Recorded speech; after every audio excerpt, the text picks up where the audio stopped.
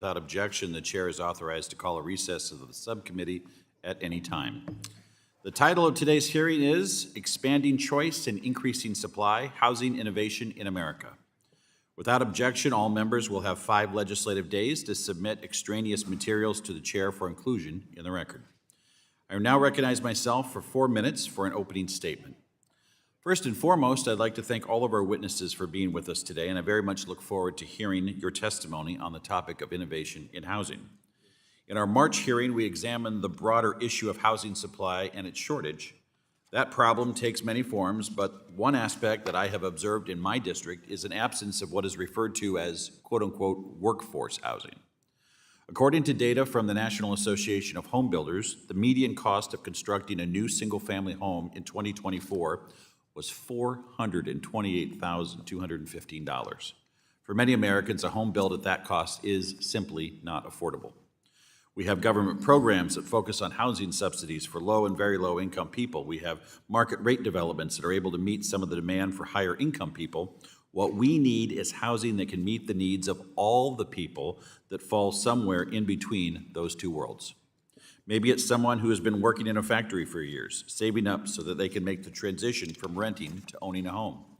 Maybe it's a young person that is new to the workforce and dreams of financial stability and freedom that comes from having a place to call your own.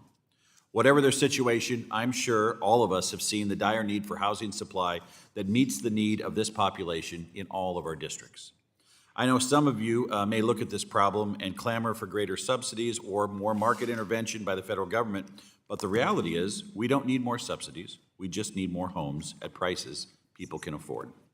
In this hearing, we will examine how different building technology and home types can contribute to a solution that meets the demand from this population. Whether it's manufactured homes, modular homes, or homes constructed using 3D printing, we need to explore all the options out there that can get housing built that is affordable to more Americans. In addition to better understanding how these technologies work and the potential savings they may provide, I hope this hearing will give us an opportunity to explore what barriers can become a hindrance to manufactured housing and modular housing development across the country. Manufactured housing is, by definition, built to a HUD code. And as a result, manufactured housing issues go directly through this committee's jurisdiction. 2 bills noticed for this hearing specifically address current barriers to greater adoption of manufactured housing across the country. Number 1, Congressman John Rose's expansion of attainable home ownership through Manufactured Housing Act would remove the requirement that manufactured homes be built on a permanent chassis. Number 2, I have a draft bill noticed to the hearing that would give HUD the authority to reject or approve manufacturing standards proposed by other regulators affecting manufactured homes. These proposals could go a long way towards removing some of the federal barriers that prevent greater utilization of manufactured homes. However, additional barriers exist that are worth exploring further. Zoning and land use policies at the state and local level, challenges with financing mortgages, and a general lack of understanding of these housing types can all contribute to challenges in their utilization in areas across the country. I'm excited to dig deeper into each of these issues today, and I look forward to our witnesses' testimony. The chair now recognizes the ranking member of the subcommittee, Mr. Cleaver, for 4 minutes for an opening statement. Thank you, Mr. Chairman, and thank you for calling this hearing. The United States faces a severe housing shortage. In fact, it may well be our #1 domestic issue. Since the year 2000, growth in housing demand has far exceeded growth in housing supply. Housing costs have increased faster than household income, and access to affordable housing and home ownership options for American families has decreased. Unproduction of housing impacts every corner of the nation. This also includes rural areas and smaller cities who need affordable housing to attract businesses and ensure that residents can live affordably. The combination of a national supply shortage and the escalating cost of home construction is raising awareness of new construction processes, materials, and technologies that can deliver housing in an affordable way. I support housing that's safe, I support housing that is decent, and I support housing that is affordable. Safe, decent, and affordable housing by nature includes basic resident protections to ensure that housing does not become unsafe, indecent, and radically unaffordable. One example of housing innovation under consideration today is manufactured housing. I've spoken with the Manufactured Housing Institute, and I'm very, very interested in how we can work together to expand safe, decent, and affordable housing options that protect residents. More than 20 million Americans live in manufactured housing. Manufactured housing is typically used by low-income families, seniors on limited incomes, people with disabilities, and those living in rural areas and small towns. The next generation of manufactured housing is more affordable. It is faster to construct, and it can be built to be energy efficient with little waste due to factory precision. There is value in reducing barriers to the adoption of many forms of affordable housing innovation in a responsible way. That includes in urban areas like Kansas City, Missouri, which I represent, and like Little Rock, represented by the chair of this committee. But let me be clear. President Trump has put forward a skinny budget that would defund federal housing programs and threaten millions of Americans with housing instability in the middle of a housing crisis. No amount of innovation will offset the impact of the president's skinny budget if implemented or harmful executive actions. It is not a skinny budget, it is a starvation budget. The irony is that Congress is incoherently discussing how to increase affordable housing supply while discussing the elimination of key housing programs. This includes a 44% cut to HUD, including programs that directly support the adoption of housing innovation and supply. Additionally, tariffs, I agree with the Wall Street Journal, make building all types of housing more expensive. Democrats will continue to defend federal programs and put forward solutions to housing crisis. Senator Warnock, and I have introduced the American Housing and Economic Mobility Act, which would build nearly 3 million new housing units. I believe it is also the best interest of the country to find bipartisan agreement where possible. And I've appreciated the engagement of the chair of this legislation on a bipartisan interest. I look forward to today's hearing. Thank you very much, Mr. Chairman. The chair recognizes the chairman of the full committee, Mr. Hill, for 1 minute. I thank Chairman Flood. It's no secret that parts of America are facing severe housing supply challenges. Recent estimates place this shortfall ranging from 2.3 to nearly 7 million housing units, which has contributed to a sharp increase in home prices. Specifically in my hometown of Little Rock, the median home price is up 11% just over the last year. This rapid price increase, combined with inflation's impact on financing costs, is putting home ownership out of reach for many hardworking American families. And that's what makes Chairman Flood's hearing today so important. We've got an opportunity to explore solutions to these housing challenges and provide consumers more choice. By embracing innovative housing solutions and removing barriers to outdated regulations, land use restrictions, and other financial barriers, we can make a difference. I thank Chairman Flood, Ranking Member Cleaver for their leadership on this issue. Look forward to our panel today and yield back the balance of my time. The chair now recognizes the ranking member of the full committee, Ms. Waters, for 1 minute. Thank you very much, Mr. Chairman. Families across America are reeling from a growing housing and homelessness crisis. So it's very important we discuss expanding affordable housing through manufactured housing. And I want to thank Mr. Cleaver for his leadership and the work that he's been doing on this issue. But as usual, Republicans are talking out of both sides of their mouths. They say they want affordable housing, but support Trump's proposed budget that would cut $26 billion in rental assistance programs and defund key federal housing programs that keep families affordable housed. Meanwhile, new homes are projected to be $11,000 more expensive with Trump's dumb tariffs. If Republicans are serious, Democrats are ready to work on building affordable manufactured housing that is climate resistant, resilient, and shielded from predatory private investors. We're also ready to advance real solutions like my bill, the Housing Crisis Response Act, which would invest $150 billion to end the housing crisis for good. Thank you, Mr. Chairman. Thank you, Mr. Cleaver. I yield back. Gentlelady yields back. Good morning to everyone. Today we welcome the testimony of Mr. Bill Boor, President and CEO of Cavco Industries and Chairman, Manufactured Housing Institute. Mr. Eric Schaefer is with us today, Chief Business Development Officer of Fading West. Dr. Andrew P. McCoy, the Director of the Virginia Center for Housing Research, professor in the Department of Building Construction and associate director of the MyersLawson School of Construction at Virginia Tech. We also welcome today Mr. Colton Lewis Flew, senior attorney at Mountain State Justice Incorporated. We thank each of you for taking the time to be here. Each of you will be recognized for 5 minutes to give an oral presentation of your testimony. Without objection, your written statements will be made part of the record. Mr. Boor, you are now recognized for 5 minutes for your oral remarks. Thank you, Chairman Flood, Ranking Member Cleaver, and members of the subcommittee. I'm Bill Boor, CEO of Cavco Industries. We're the third largest U.S. producer of factory-built homes. Last year, we built nearly 20,000 homes in 31 factories. We have 79 retail stores, a mortgage lending company, and an insurance company, all focused on manufactured housing. I also serve as chairman of the board of the Manufactured Housing Institute, the National Trade Association, representing all segments of our industry. Manufactured housing is the most affordable path to home ownership for millions of Americans. Our homes are built to a federal building code that ensures quality, safety, and weather resiliency. This year, our industry expects to build over 100,000 homes, accounting for 10% of all new single-family home starts. These homes are built by 36 American companies and delivered nationwide.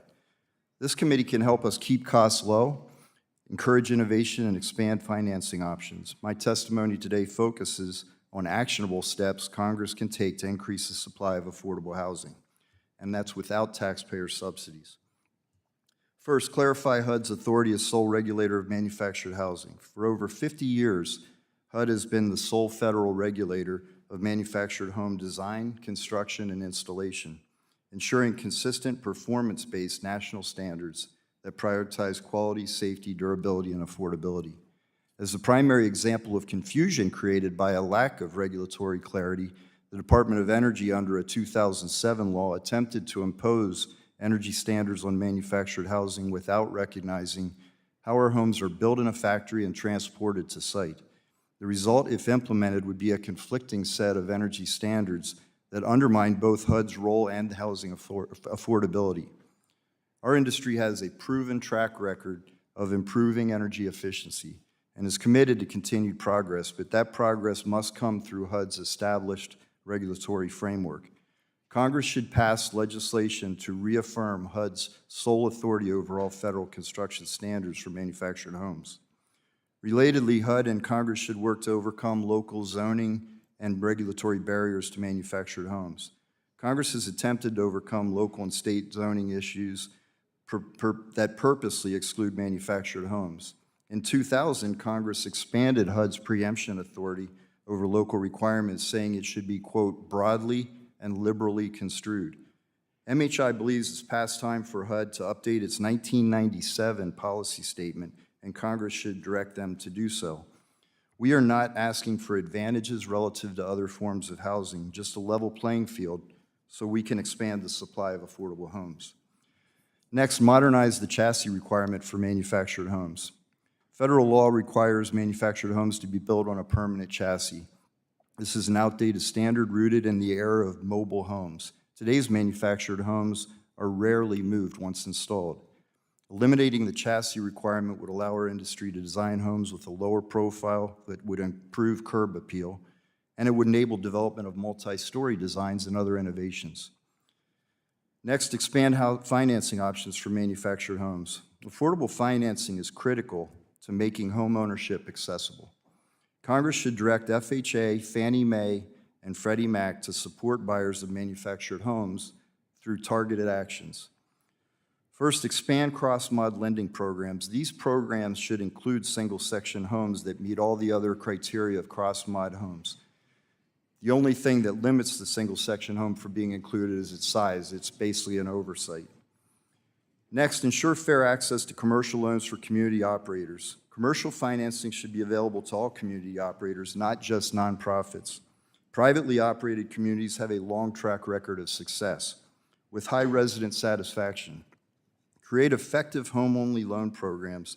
Despite years of discussion, Fannie Mae, Freddie Mac, and Ginnie Mae have failed to create a secondary market for home-only loans. Congress should require meaningful action to make these loans accessible and affordable. Access to affordable financing is not just a policy goal, it's a practical necessity for millions of American families. The manufactured housing industry is not asking for subsidies or preferential treatment. We're asking for sensible, clear regulations, fair access to locations that need affordable housing, and inclusion in federal homebuyer financing programs so we can do what we do best, build affordable, high-quality homes for American families. Thank you for the opportunity to testify. Thank you, Mr. Boor. Mr. Schaefer, you are now recognized for 5 minutes for your oral remarks. Thank you, Chairman Flood and Ranking Member Cleaver of the Subcommittee on Housing and Insurance for the opportunity to testify today on your hearing of housing innovation in America. I speak today to as an advocate for innovative solutions to our nation's persistent affordable housing crisis by using off-site modular construction. The hearing is timely, given the lack of affordable housing across the country caused by workforce shortages, supply chain disruptions, coupled with inflation, entitlement burdens, and design approval challenges. I am Eric Schaefer, Chief Business Development Officer of Fading West, located in Buena Vista, Colorado. Fading West began in 2016 with what we thought was going to be a one-time workforce housing project called The Farm, located in Buena Vista, before we ended up building our own factory almost 4 years ago. We found that modular manufacturing carries significant advantages over stick-built construction. I am here today because Fading West and the modular manufacturing industry firmly believes the U.S. Congress can have a role in helping the nation's home building industry to continue to innovate and thereby be a partner in resolving the housing shortages across the country. Off-site modular construction offers a compelling alternative. This method involves manufacturing individual housing modules in a controlled factory setting. These modules, complete with electrical wiring, plumbing, interior finishes, are then transported and assembled on site. So 90% of the home ends up being built in the factory. Fading West has integrated the entire construction value stream by combining real estate development, modular manufacturing, and the general contracting to reduce waste and improve quality and speed. We can build homes 10 to 20% less expensive by reducing waste from 30% to less than 5%. And by standardizing processes and products similar to a car manufacturer, we increase volume, which brings down cost. We can complete homes 50 to 70% quicker than traditional construction. A typical Fading West home is built in less than 8 working days in our factory and then completed at the site in less than 30 days. So from start to finish, a new home can be completed in less than 40 days compared to the greater than 9 months for traditional construction. Last September and October, Fading West built 80 homes, actually over 80 homes in our Colorado factory, put them on trucks and trucked them to Seattle and then barged them to Maui, where homes were completed for families affected by the Lahaina fires. So by January of this year, all families had moved in. From the start of production to completion, the whole process took less than 4 months. Fading West recently partnered with Vail Valley Habitat for Humanity to build 16 homes for teachers. Built the usual way, Habitat would have only been able to complete either 2 or 3 homes instead of 16. It took Fading West 1 month to build the homes in the factory, allowing the teachers to move in for the beginning of this school year. These are just a couple of success proof of concept projects that have been completed using modular. To fully leverage the potential of off-site modular construction, we need your support. This includes, first, as a long-term solution, mandate the harmonization of regional building codes to streamline the housing construction regulatory process. An example of this, last week, Governor Polis of Colorado signed a regional codes bill to reduce the number of building codes around our state, dropping it from 300 down to under 10. Number two, invest in research and development to support modular design, materials, and new construction techniques. And third, to provide grants and low-interest loans to the supply side, using federal funds to help build modular manufacturing facilities to increase housing supply instead of just subsidizing the demand-side projects. Off-site modular construction is not just a trend. It is a viable and innovative solution that can significantly impact the affordable housing crisis. By embracing this approach, we can build more homes faster and at a lower cost and with a higher quality. Let us work together to unlock the potential of modular construction and provide safe, decent, and affordable housing for all Americans. Thank you for the opportunity to testify before the subcommittee, and I look forward to answering your questions. Thank you. Dr. McCoy, you are now recognized for 5 minutes for your oral remarks. I want to first thank Chairman Flood and Ranking Member Cleaver and the subcommittee for inviting me here today. It is an honor to be here and discuss the role of housing innovation in driving the past and future of our industry. The space race was one of the biggest boons of the 20th century to housing technology. It advanced materials like insulation that we now take for granted. In the 21st century, industrialized construction methods will build faster with greater precision and less waste.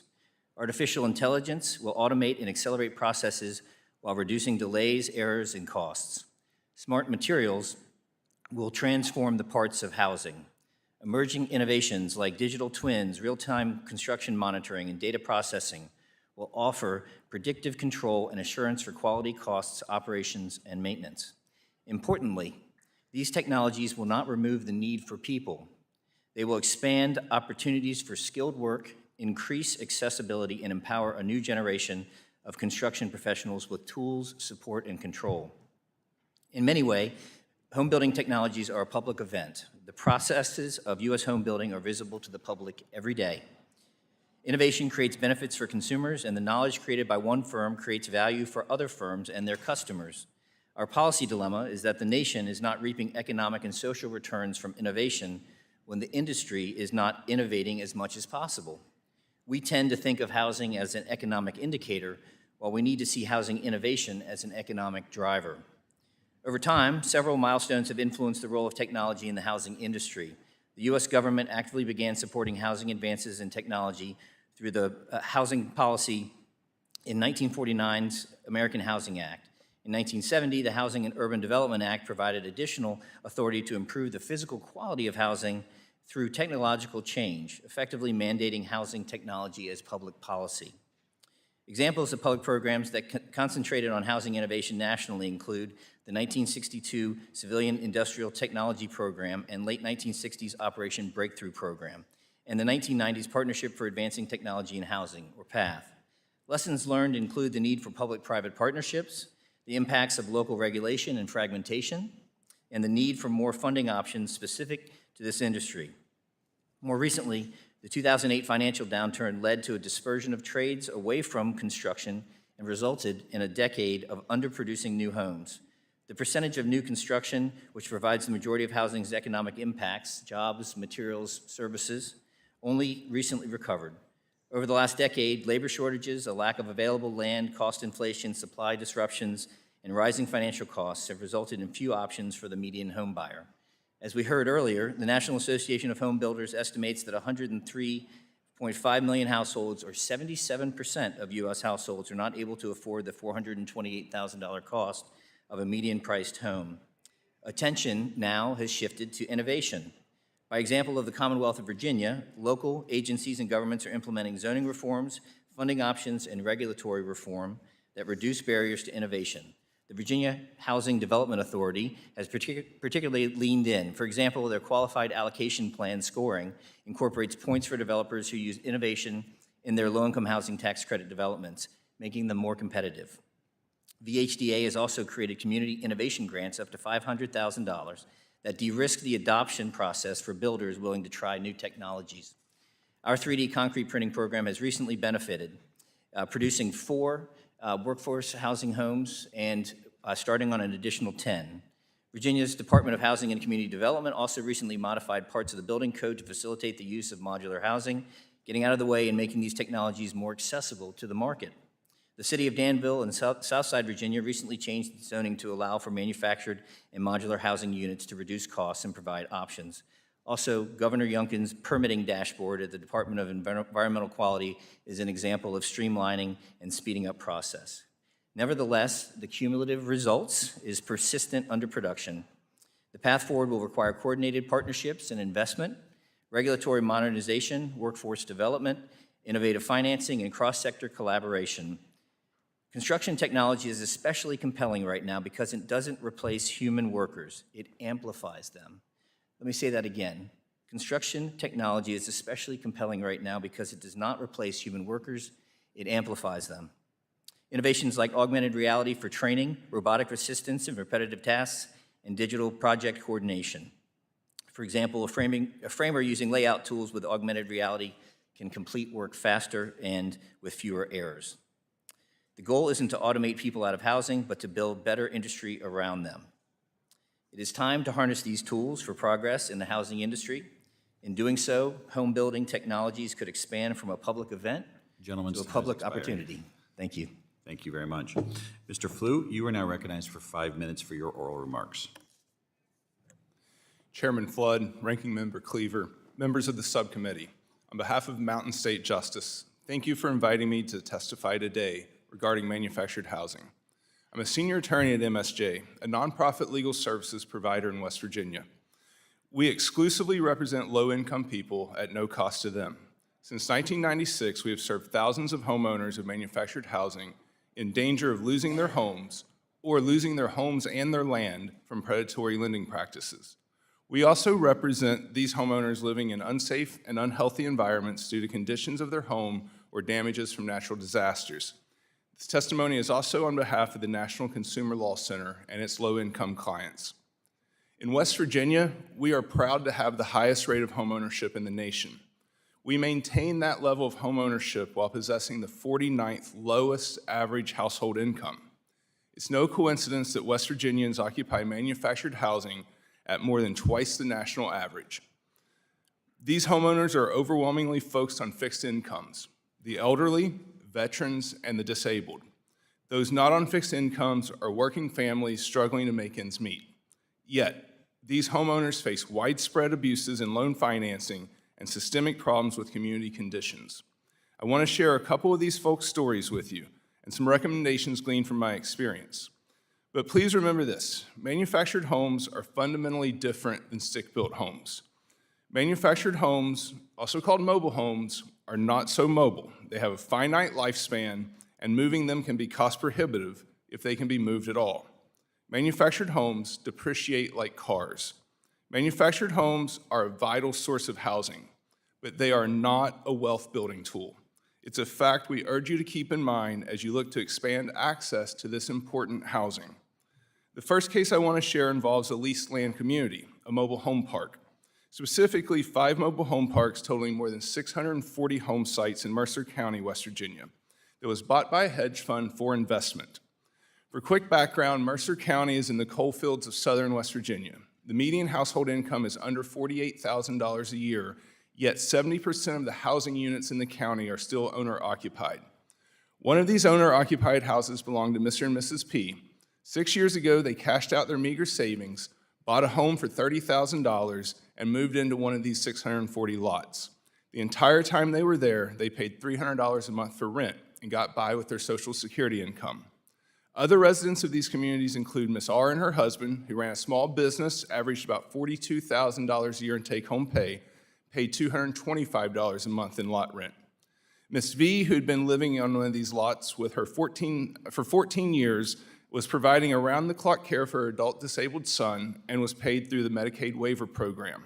She also paid $225 a month for lot rent. But when the hedge fund consolidated its new investments, it issued notices of rent increases, just 60 days warning and time to hit just before Christmas.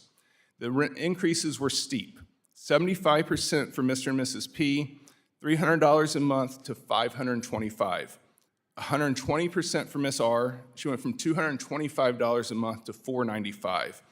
133% for Miss V and her disabled son, an increase from $225 a month to $525. Each one of these families were told to pay the new amount or there would be an eviction filed. And at the same time, the landlord neglected the community upkeep, leading to conditions such as a septic tank overflow onto community land. There is no happy ending to this story. Had the hedge fund provider provided proper notice to the residents, most states have no specific protections for lot rent increases or neglect in community conditions. Like Mr. and Mrs. P, the residents invest tens of thousands of dollars in these homes that sit on rented land without any assurance of security. In my written remarks, I also share the story of Mr. and Mrs. A, who fell victim to a bait-and-switch financing scheme, trapping them in a loan that they could not afford and jeopardizing the loss of both their home and their land. Without meaningful competition among lenders for manufactured home purchases, the potential for exploitation of buyers, again, overwhelmingly the elderly, the disabled, and veteran communities. Expanding manufactured housing market needs greater GSE backing of loans to ensure sustainable financing, including for those living in older homes and in manufactured communities. These programs also must include tenant protections to protect both residents and lenders. Thank you for the opportunity again to speak with you today, and I welcome any questions. Thank you, Mr. Flew. I now recognize myself for 5 minutes for questions. Before I start my questions to our witnesses, I want to recall a quick story that helps frame my interest in manufactured housing in particular. Last year, I heard about a new development of manufactured homes in Hagerstown, Maryland. The developer was working in partnership with Freddie Mac. Each one of these homes was built on fee simple owned individual lots. From what I had heard, these homes didn't fit the mold of what I imagined a manufactured home community would look like. It was not the manufactured homes of the 1970s. These were the kind of homes that a small family could be proud of, and yet they were going on the market for fairly low cost relative to stick-built homes. There were curbs, there were gutters, there were trees, there were driveways. Interested, I organized a group of Nebraskans and all the housing groups I could think of to go see the development. We chartered a bus, we went up to Maryland with the Nebraska Investment Finance Authority, local builders, and local nonprofits to check out the development. Sure enough, the homes looked as advertised. They weren't big or glamorous, but they were nice, solid homes that you would not have known they were manufactured homes if you weren't told. In fact, I was so sure that I wasn't looking at a manufactured home, I got underneath one of the homes and I saw the chassis. I could imagine a young couple moving into one of those homes to start a family, and I could imagine them beaming with pride, kids running around in the neighborhood next to a playground the first day they get the keys to their new house. While they won't fix everything, I do think there's potential here for some of these development types to be part of a broader housing supply solution in this country. Mr. Boor, manufactured housing is built to a national standard under the HUD code.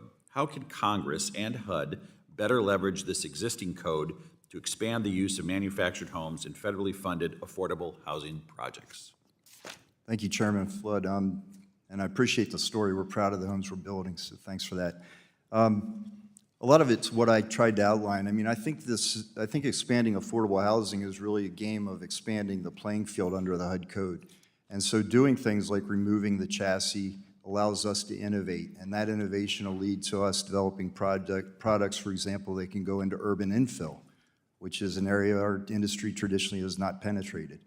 And so those kind of things, the financing that we talked about, if we can get home-only financing through the GSEs, that reduces the monthly cost for a buyer and makes more homes affordable. So that's a huge opportunity. At the other end of the extreme, some of the cross-mod homes we're doing are probably similar to what you saw.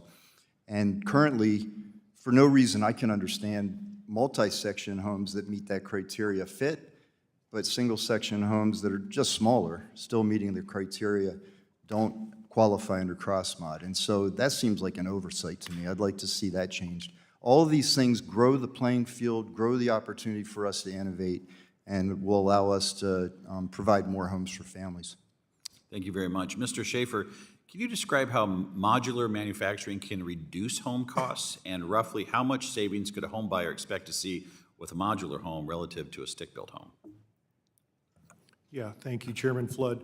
So what we are seeing, again, it's speed to market. So we have 18 workstations in our factory. So again, imagine a Toyota car factory. The boxes move from station to station. About 90% of the home is built in the factory. So these are very high quality, built to the International Building Code.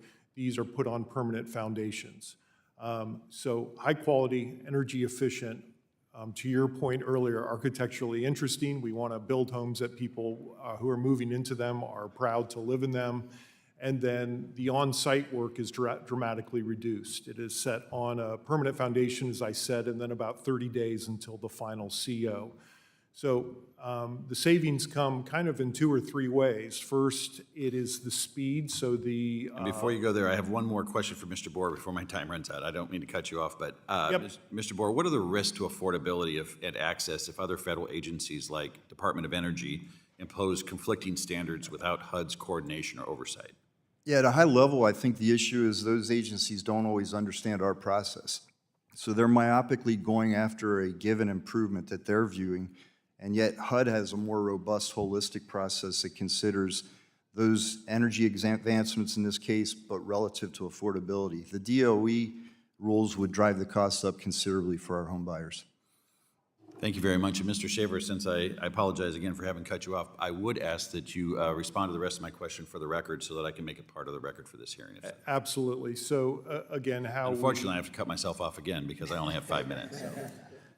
But I appreciate you very much. Thank you. The gentleman from Missouri, Mr. Cleaver, is now recognized for 5 minutes. Thank you, Mr. Chairman. I kind of want to follow up in that same direction.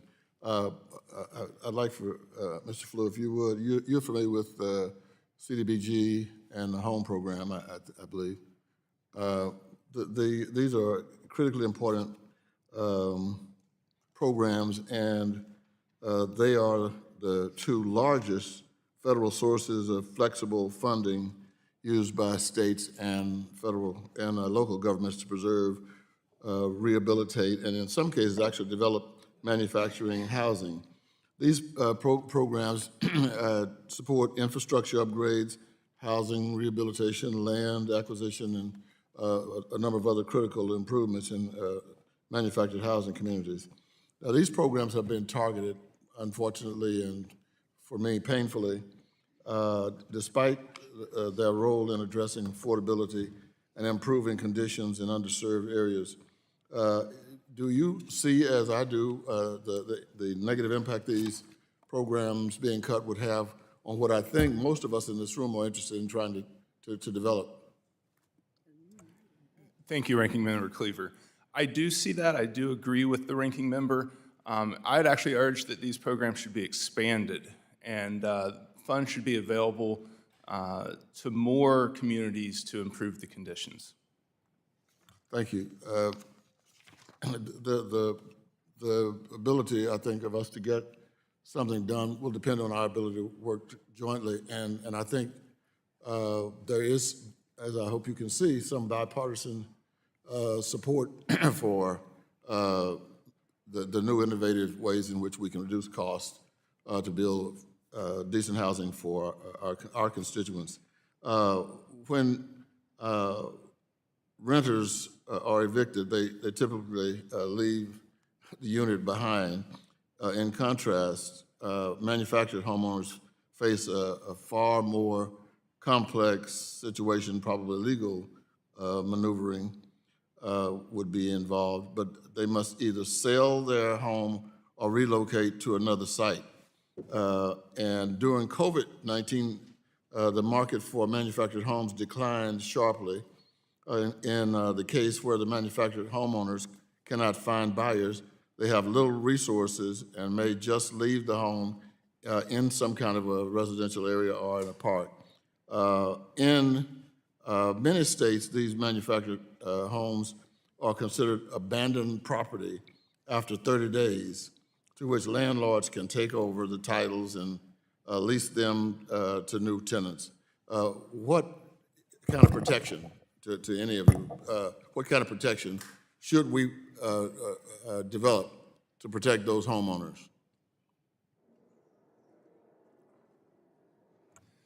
If I may, Ranking Member Cleaver, Unfortunately, I think that that problem that you've identified is a state law issue.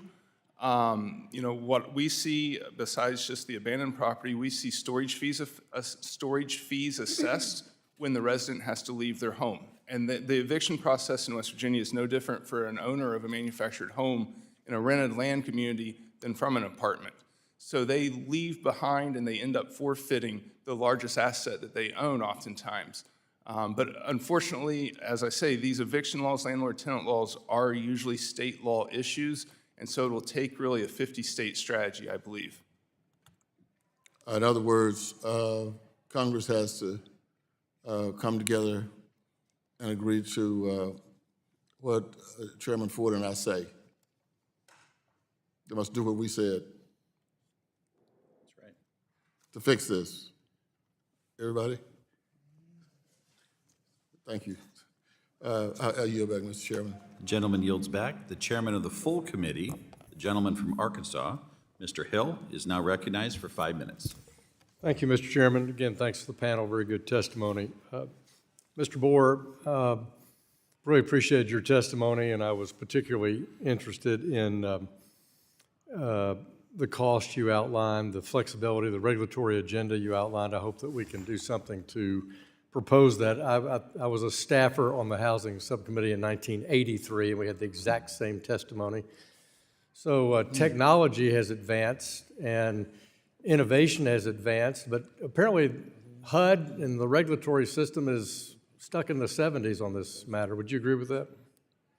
I think there's some very specific actions that could be taken, and they don't seem that complex to me, but that's outside of this city, I guess. Yeah, well, I'd like your views on the idea of this to have a chassis required to be in a manufactured home is a 50-year-old idea. It seems ridiculous to me. Right. Particularly considering Mr. Schaefer's good testimony on modular construction generally. So tell me a couple of success stories in urban areas in multi-story. Let me let you start, Bill, with you and comment on it, and then turn to Mr. Schaefer. Success stories of manufactured housing in urban areas? Exactly. Yeah, it's really an untapped market opportunity. Our homes have traditionally gone into rural areas because of the zoning challenges we talked about earlier. But what we've seen is where affordability is the absolute worst, that's where municipalities are starting to lower the barriers. We've seen that in some small towns. Martinsville, Virginia, we had a project that was aimed at home ownership for people with average incomes of $17 an hour. There was a variety of agencies got involved in that, but then you take it to the other extreme. LA County has done a tremendous amount of work to open up the opportunity for factory-built solutions. In that case, ADUs were one of the solutions that they've really grabbed onto. So we've shown that our products can penetrate those and increase affordable housing in traditionally or non-traditional markets. Thank you. Mr. Schaefer, could you comment on that too, please? Yeah, a great example is in the town of Breckenridge, who acted as the developer for this project. There was nowhere for the workforce to live, so we built 60 apartment units just a block from Main Street. If you've been skiing there, you know exactly where that is. And land was donated, which allowed some affordability. It's not free. Of those 60 units, 1,100 It's not people there. applied for the lottery to get Okay, well, what- it doesn't those sound like units. that. So you can just see the incredible need for workforce housing, especially in ski and mountain towns. I was taken by your testimony as well, where you talked about $93,000 in regulatory costs per unit, meaning about 24% of the median home price in the country. That's mind-blowing to, I think, this committee. I hope it is. I hope that's flabbergasting to people on this committee. Yeah, one of my lines that I use quite often is the word affordable and housing should never be used in the same sentence. There's no such thing. Yeah. And you also referenced, and Bill did it in his testimony as well, which is so much of this, that we've heard this testimony for years, is a state and local driven set of barriers. Those costs are mostly state and local. The barriers to creative uses and density rates, obviously in urban areas. And that comes from, you say in your testimony, 43,096 jurisdictions that all have different building codes, different zoning requirements, different, not in my backyard. Is there a model city or county that you think is outstanding on this issue that we could share? Mr. Boor, go ahead and start. Well, I'd answer in a different way. I think that's the beauty of the HUD code. The HUD code provides a federal code that, in concept, if we meet that federal code, we can place those homes anywhere. And HUD has preemptive authority.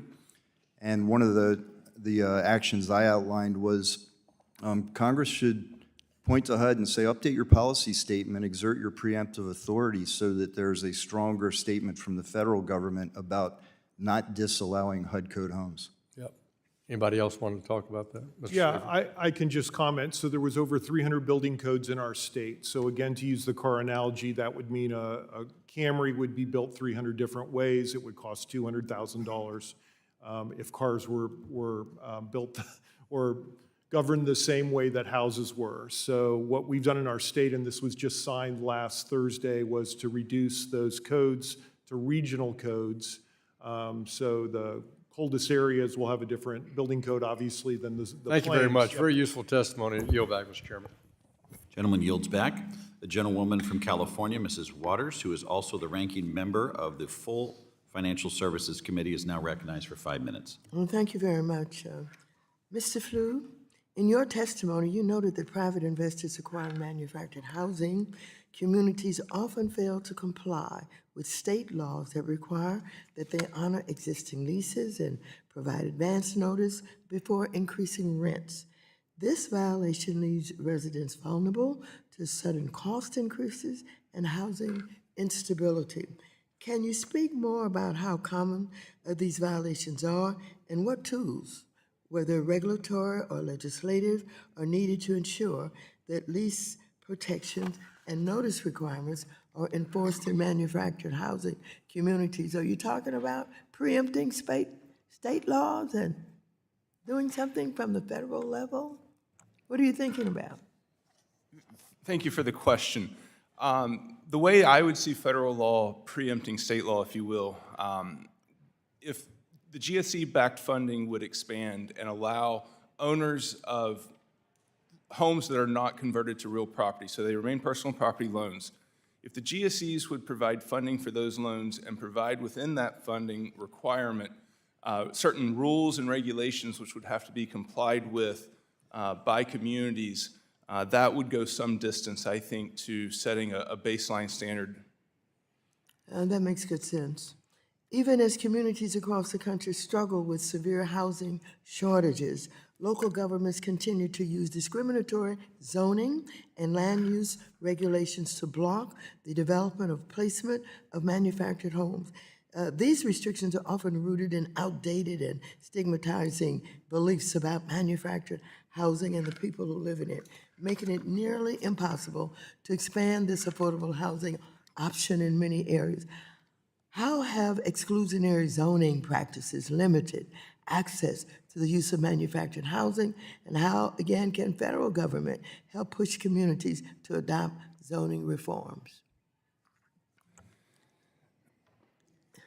Congresswoman, I really am not qualified to speak to your question. In West Virginia, we have very few zoning laws, and so I am not the proper witness, I think, to answer your question. You're absolutely correct. Okay, this is something that our city councils and mayors have to deal with in zoning, and it's a big political problem. Let me go on. Manufactured housing communities are often on the front lines of increasingly frequent climate disasters such as hurricanes, floods, and wildfires, yet they face some of the biggest barriers to recovery. Many live in homes that are decades old and not built to resiliency standards. Others struggle to access FEMA assistance due to land tenure issues or documentation barriers. Too often, these residents are left behind when federal recovery funds are distributed. What changes are needed within FEMA and HUD to ensure manufactured housing, residents receive equitable disaster assistance, and that federal investments prioritize resilience and preservation of their homes in these communities? I guess you would say that's what we should be thinking about. We should have some answers to that, but maybe you can help us out with that. Well, I think you hit the nail on the head there. The discrimination between personal property homes and real property homes, I think everyone on this panel would probably agree, is really a distinction that no longer is accurate. And I think that the Congress and the agencies should work toward an even playing field for all homeowners, whether they own the land the home sits on or not. Well, thank you very much. I would just like to say to you and perhaps to the other witnesses here today, this is an issue that could get bipartisan support. But in doing that, we must recognize the experiences we have had and clean it up and make sure that it's available and that the money is there. If we do that, I think we can move this issue, and it's needed desperately in this country. We've got to get rid of homelessness, and the unhoused people expect us to come up with answers, but let's not be shy about it. Let's get together and say we want the money, we want the assistance, we want the care that should be given to manufactured housing, just as it is expected for everybody in this country. So I'm looking forward to us being able to do that, and I yield back the balance of my time. Gentlelady yields back. The gentleman from Tennessee, Mr. Rose, who is arguably our subject matter expert on the majority side and passionate about manufactured housing, is now recognized for 5 minutes. Thank you, Chairman Flood, and thank you, Ranking Member Cleaver, for holding this important hearing, and thank you to all of our witnesses for taking time out of your schedules to be with us today. It is no secret that we are facing a serious housing shortage in this country. I hear from my constituents back in the 6th District of Tennessee all the time about their difficulties locating affordable housing. I dare say my colleagues hear the same story. In many areas of our nation, starter homes simply do not exist at an affordable price. So I applaud Chairman Flood's leadership and focus on increasing the housing supply, and I appreciate that a discussion draft of my bill, the Expansion of Attainable Homeownership Through Manufactured Housing Act of 2025, has been attached to this hearing. My bill would remove the statutory requirement that all manufactured homes be built on a permanent chassis. Mr. Boor, I appreciate that the Manufactured Housing Institute supports passage of the Expansion of Attainable Home Ownership Through Manufactured Housing Act of 2025. Can you discuss why it is so important to remove the statutory requirement that manufactured homes be built on a permanent chassis? Absolutely. Thank you for the question. I think this bill represents a true expansion of the scope of housing that can be covered under the HUD code, and we've talked about the advantages of the HUD code generally across the country. So we will, once this bill's passed, we will still have homes built on chassis because there's obviously a place for that. But now we've got the opportunity to innovate in ways where the home can be brought down, the curb appeal can be approved, we can go multi-story. We can do a lot of innovation that particularly will allow us to overcome some of the hesitance about placing our homes in urban and suburban environments. I completely agree, and I think Ranking Member Waters was correct when she said that removing the stigma attached to manufactured housing is a big part of the task in front of us. So, I think this gives us a chance to move forward and realize the potential of what manufactured housing can do to increasing home ownership affordability.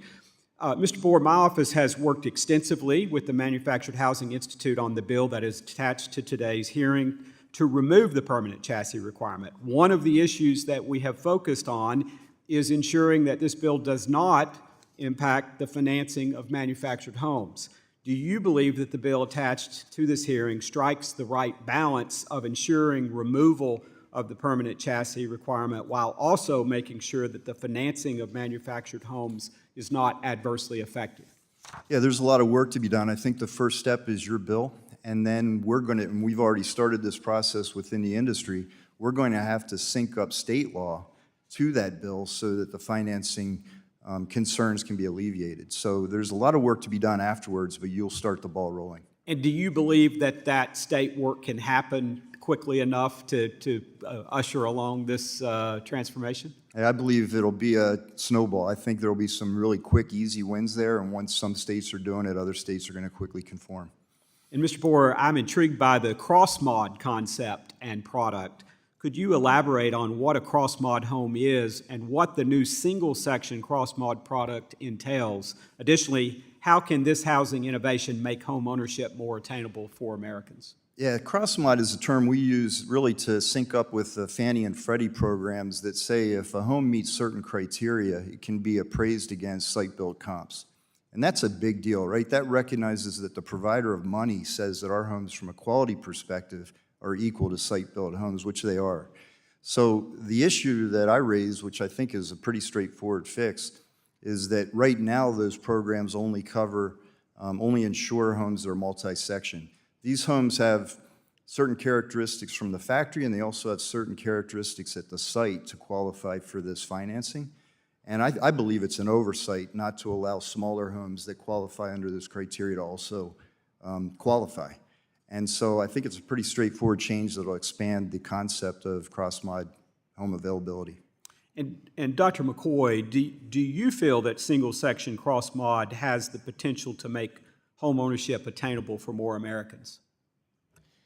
I'm not sure I can answer that from my perspective and my expertise, but I can also say that one of the things that we talk about with innovation is that the residential construction industry is not necessarily very innovative.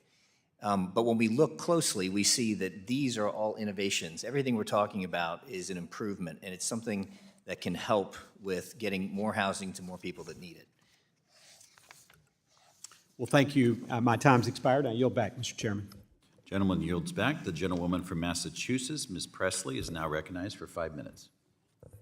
Thank you, Mr. Chair. Housing is a fundamental human right. Housing and affordability is the #1 issue I hear about from my constituents. Adding insult to injury, Trump is proposing a cut to rental aid assistance by 40%, essentially ending Section 8, and has already canceled contracts that support affordable housing. Trump is putting profits over people, worsening our housing crisis, and we need Congress to tackle zoning reform.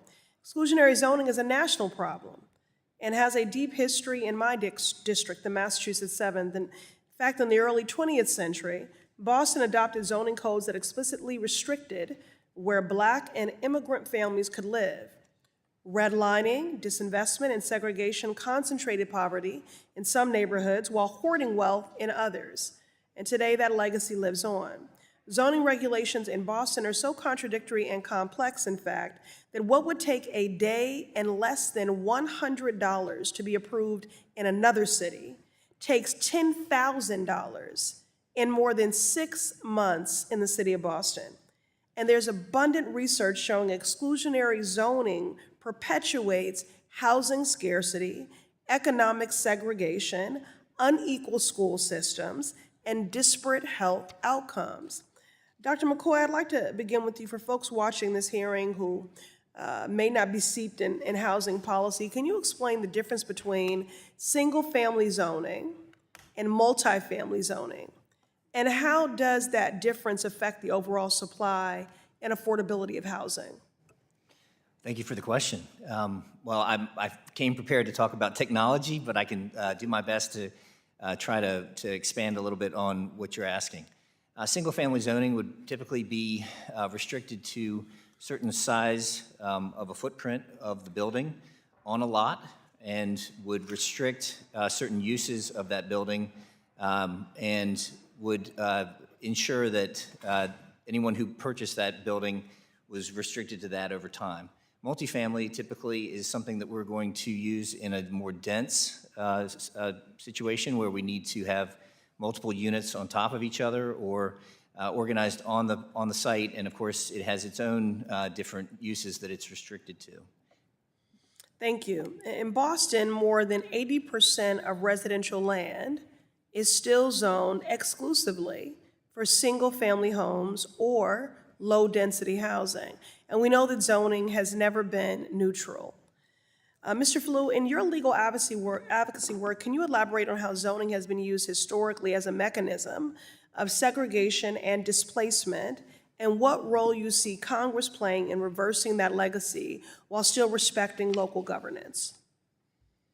Thank you, Congresswoman. Again, I'm not the best witness to answer questions regarding zoning because in my state we have so few zoning laws. I certainly recognize the conditions that the Congresswoman's identified, and I see those perpetuated in my own state, not by zoning laws, but by convention. But I can't address the question specifically. All right, then, well, let me pose a question to all of our witnesses today. Please raise your hand if you believe Congress should consider tying certain federal housing infrastructure funds to local zoning reform. All right, let the record reflect that all 4 of our witnesses raised their hand, and I agree. Congress can't wait any longer. We need to lift bans on multifamily housing, reduce minimum lot sizes, and modernize outdated code that limits supply.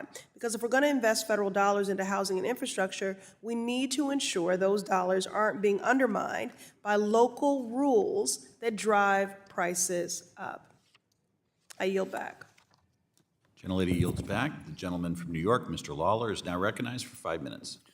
Thanks, Mr. Chairman. One of the most common concerns I hear from my constituents is affordability of housing. With mortgage rates near their highest since the turn of the millennium, a limited housing supply in many communities, and broader affordability concerns across the last several years, it is perhaps the most difficult time to purchase a home in our region's history. At the heart of this crisis is supply. We are millions of units underbuilt in this country and simply not building enough, and certainly not fast enough. Last year, I introduced the Revitalizing America's Housing Act, which calls for a wide-ranging series of bipartisan reforms and policies that would, amongst other goals, reframe how we're treating prefabricated homes in order to incentivize construction and reduce unaffordability.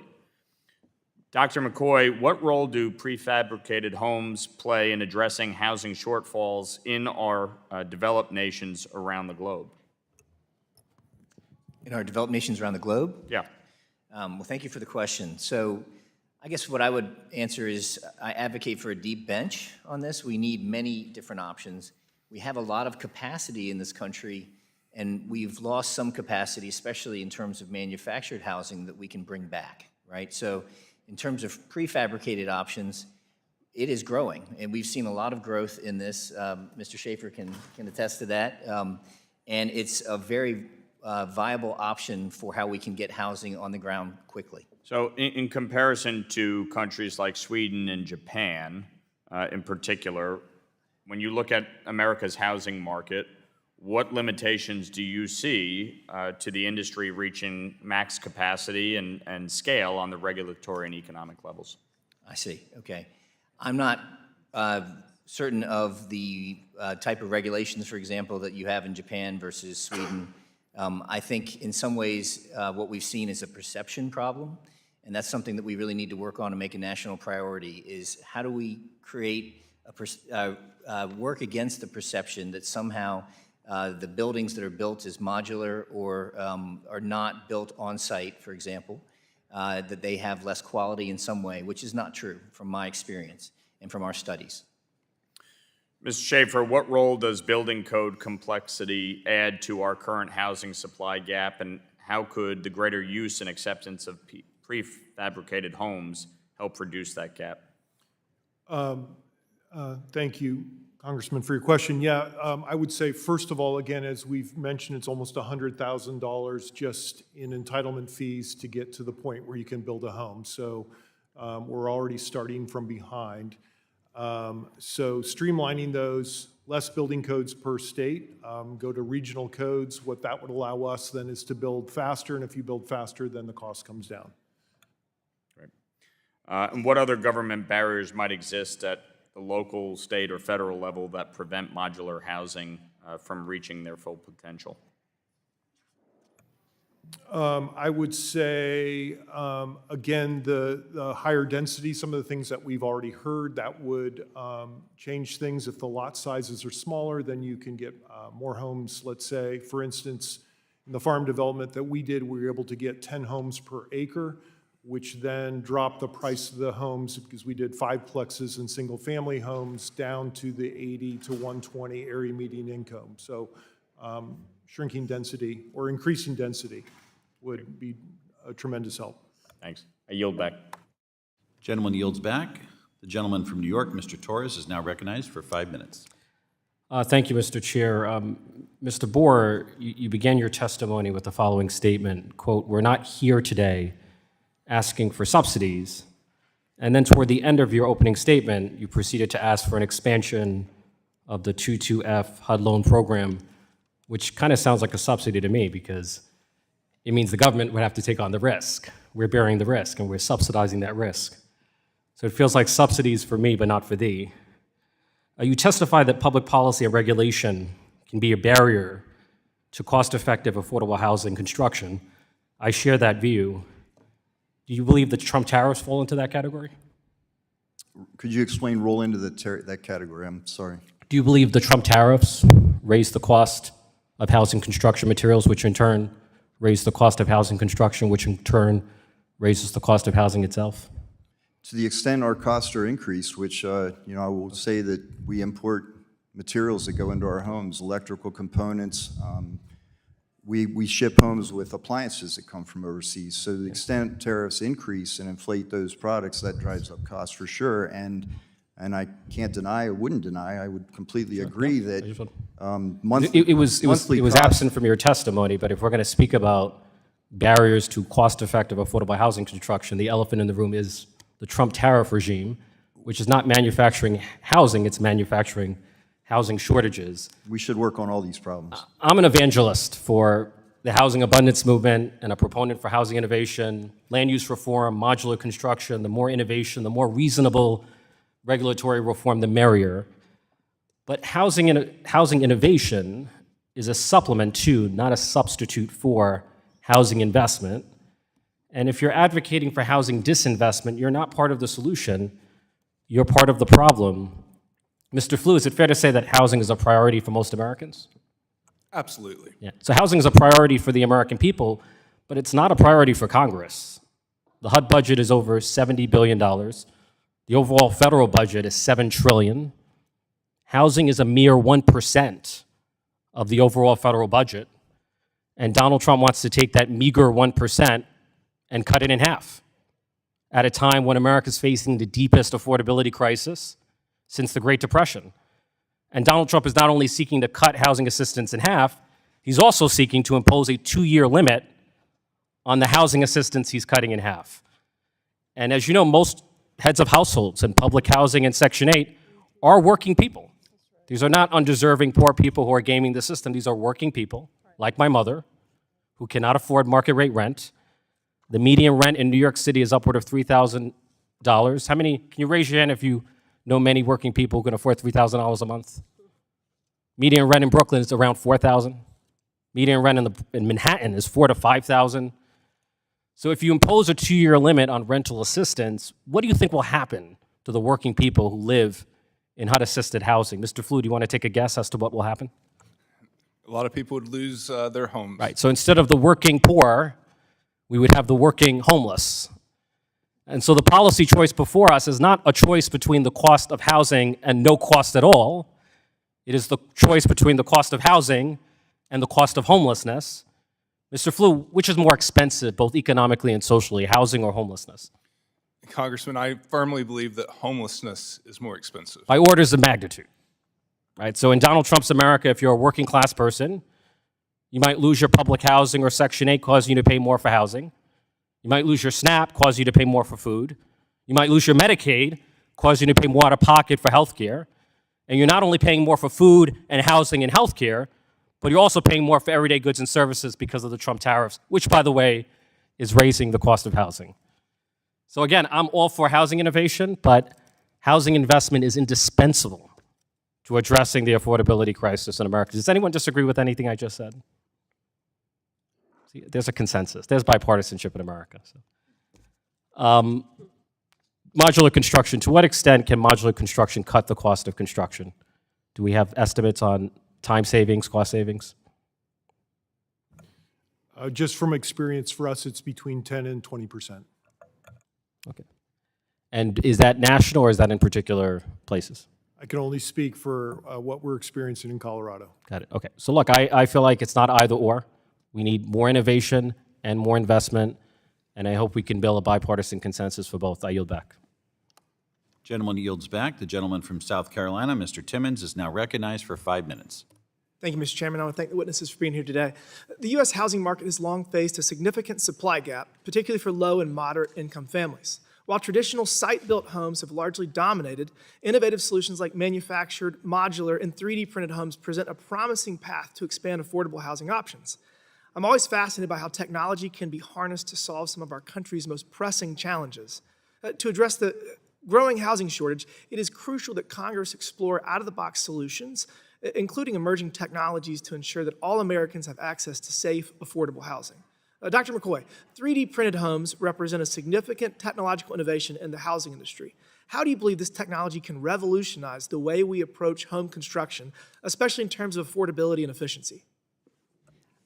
Thank you for the question. Do you mind just repeating the very end of that? Because when the door opened, I missed it. How do you believe this technology can revolutionize the way we approach home 3D printing. construction, especially in terms of affordability and efficiency? Excellent. Well, thank you so much. So we've been doing a lot of 3D printing. It speeds up the process. It's very customizable. It also can augment current processes that we see. So we have different parts of the home that it can augment that. But also what we're really looking at is how do we modernize the construction workforce so they understand how to work with machines as well. And I think that's something that we've seen in modular and manufacturing that they've already started to attempt to understand. We need to understand how we can modernize our workforce in the process. So I'm not sure I'm exactly answering your question, but there are a lot of different options that we can. Let me ask it a different way. So permitting and regulation are a huge challenge, timing and getting all your subs in order and getting the inspectors out and all that stuff. When a computer's doing it, when it's predetermined, I would imagine that that time and the lack of necessarily inspections and permitting, there's not a lot of variables in subcontractors. You don't need to say, is the framing right if a computer's doing it? Would that be a huge benefit to the construction process? Well, yes, it would if we can get there, right? So right now we have different authorities holding jurisdiction that we need to educate, and so we need to have processes that can streamline those processes, make sure that we agree to their safety and and quality, and then I think we can move forward. Sure, thank you. Mr. Schaefer, understanding that only a few hundred 3D printed homes were built last year, how long do you believe it will take before this technology can realistically scale up and begin making a meaningful impact on our nation's housing crisis? Thank you for the question again. This is not my area of expertise. The one thing I will say about 3D printing, I think it's in the early stages, right? So we have 18 stations in our factory. A 3D printer would only help with stations 1 and 2. So this is an emerging possibility, and the hope is that it will be one piece of the puzzle in the future. Sure, thank you. Dr. McCoy, across the world, are other countries further advanced than we are in adopting 3D printing? Well, that's a very good question. Thank you for the question. They are moving forward quickly, and so we are doing what we can to keep up. Mostly, the work has been done in 3D concrete printing when it comes to buildings. We do have some polymer-based printing, but typically that's not for the entire building, right, for the walls and the structure. So a lot of the work we've been doing has been in trying to understand new materials for this process, understand how the code systems would work, code processes would work, how we can integrate with existing processes as well. Sure, thank you for that. I want to shift attention to another innovative solution in housing that Chairman Flood discussed earlier, single-section cross-mod homes. These homes combine the efficiency and speed of modern manufactured housing with the look and features of traditional site-built homes, such as higher roof pitches, front porches, and permanent foundations. Cross-mod homes finance and appraise like site-built homes, and according to FHFA House Price Index, they have appreciated at rates similar to traditional homes since 2020. This innovation presents a real opportunity to increase attainable single-family housing without sacrificing quality or long-term value. Mr. Boor, can you discuss how this innovation can help expand home ownership opportunities for a broader range of Americans, particularly in terms of affordability, financing, and long-term value retention? Yeah, I mean, we've talked about the challenge of having anything that you would call priced in a starter home category. I think cross-mod homes are really the thing that can fill in that void because it's so much less expensive, and yet the quality and aesthetics are comparable with what people would expect from a site-built home, starter home. So it's really filling a gap that the home builders are vacating by not being able to hit those price points. Sure, thank you for that. Mr. Chairman, I'm out of time. I yield back. Gentleman yields back. The gentlewoman from Texas, Ms. Garcia, is now recognized for 5 minutes. Thank you, Mr. Chairman, and thank you so much for bringing attention to the housing crisis. You know, I think we can all agree that there is a housing crisis, not just in some states, but throughout America. And I know, Mr. Chairman, we had another subcommittee hearing where we had the head of the home builders here, and he responded to some questions I had specifically that I have today for Mr. Boor and Mr. Schaefer, who are the for-profit builders here. What impact will the tariffs have on your construction? I know you, Mr. Boor, you were asked that question by Mr. Torres, but you kind of hedged there a little bit. So specifically, and I'll need us a percent, I don't need a whole explanation for it. What percent do you anticipate the increased cost in your building due to the tariffs? Yeah, I think I was volunteered to go first on this one. I asked you first, so yes. Okay. And I just need a number. I don't need an explanation. Well, the difficulty is that the tariffs keep moving on us, as you know. So Well, there's that's a lot of part of uncertainty the problem in with this. the Right, Trump tariffs is that on our they're cost structure, unpredictable, and it's one thing today and another thing tomorrow. Yeah. But today, what is the impact? in our cost structure, I would tell you it would be on the low single digits on the cost side. What number, sir? I don't have a specific number, below 5%. I'm sorry? Below 5% based on Below the tariffs. 5%? Based on the tariffs that exist today. All right. Do you use some steel products, do you not? Yes. Because those comes from Canada, and I know that was a big concern for the home builders, the lumber and the steel products from Canada. Yes, and I believe those have been reversed back to the pre-existing tariffs. Well, they're on pause because of the NAFTA, but they'll come back, Correct. trust me. Correct. What about the modular homes, Mr. Schaefer? Yeah, so our homes, thank you for the question, are built with lumber, so that would be the one that we would be watching. So And what percent would that be, sir? I just need a number. 5%. 5%. Well, would it surprise both of you that the home builder said about 25 to 40%, just tariffs? Now, you also use a lot of labor, and there will be a shortage of labor with the increased deportations and immigration enforcement. What percent would that impact you? And Mr. Schaefer, you'll go first this time. Thank you for the question. Yeah, we have not had a shortage of labor. We have about 110 I just need a folks number, in our sir. factory. Zero. Zero? You will have no impact. No impact. You have all the workers in the world. Correct. That's very nice. You're probably the only sector I've ever talked to that has responded in that way. And Mr. Boor?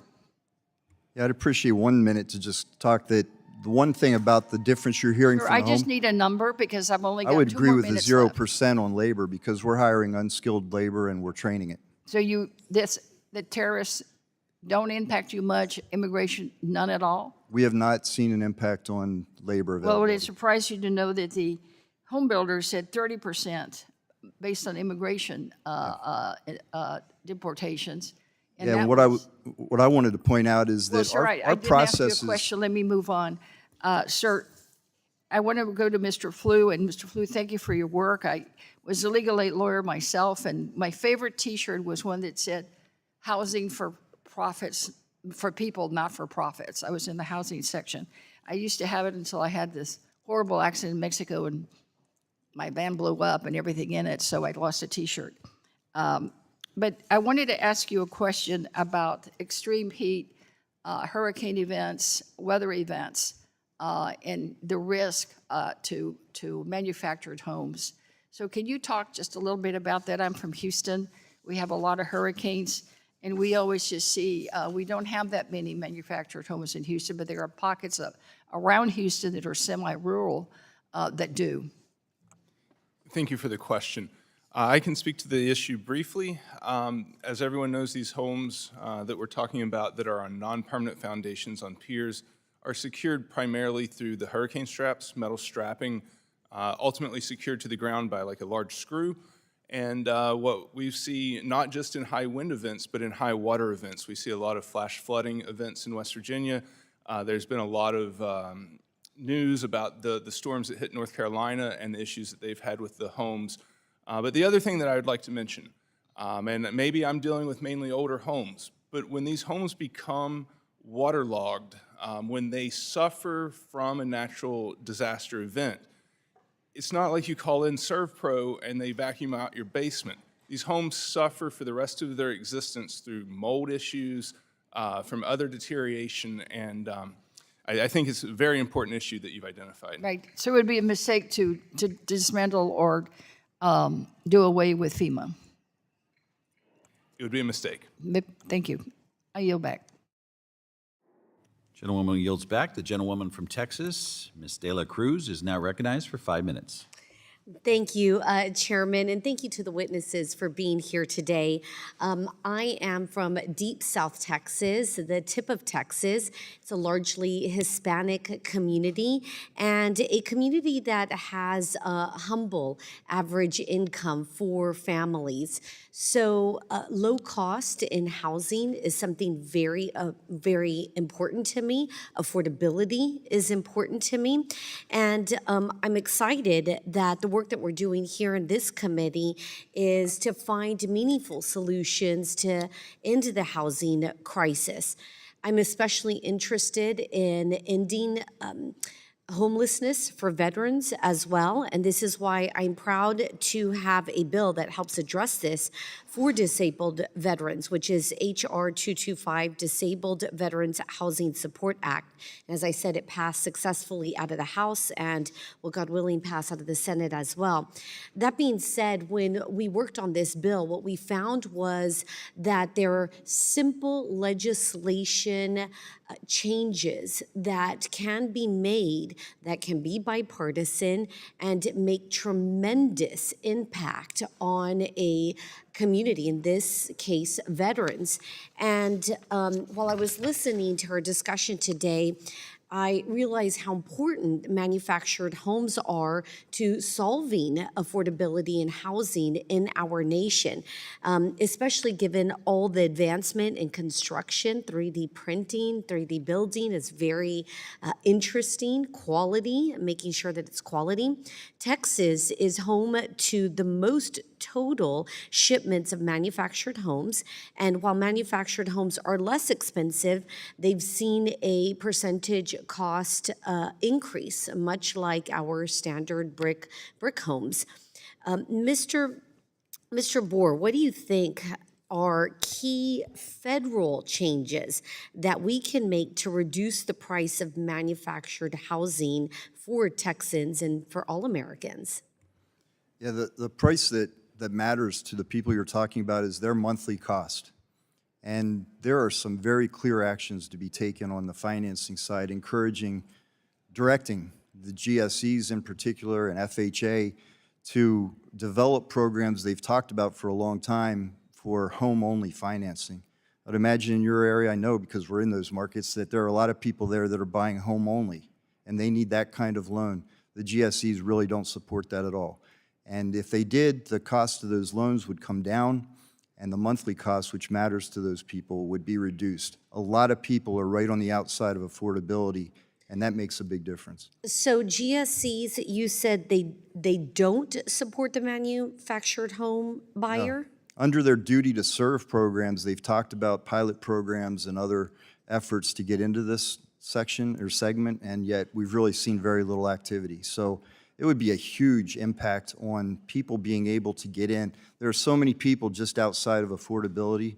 If you get that efficiency, that secondary market for home-only loans, their monthly cost comes down and they can afford it.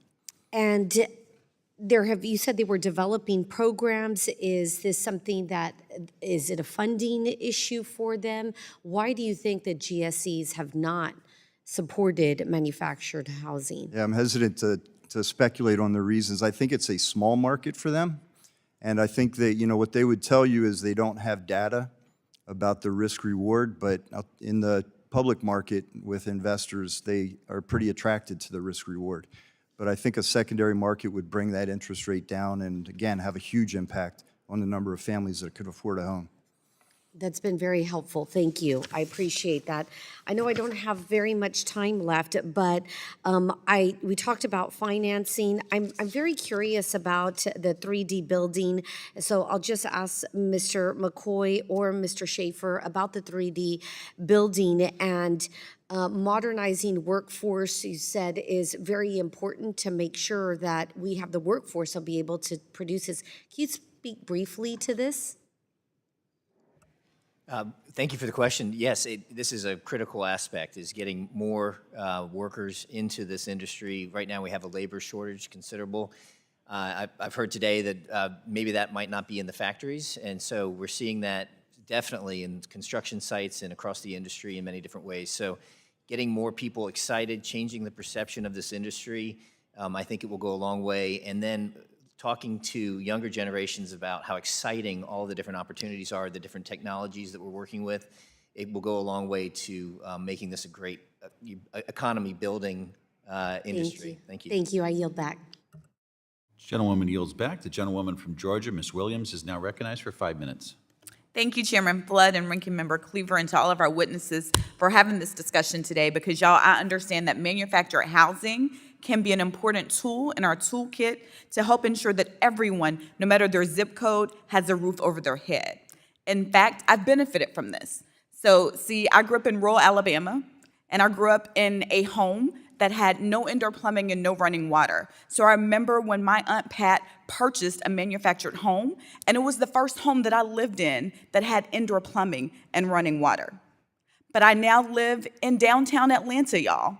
And so I represent a district that this just isn't possible.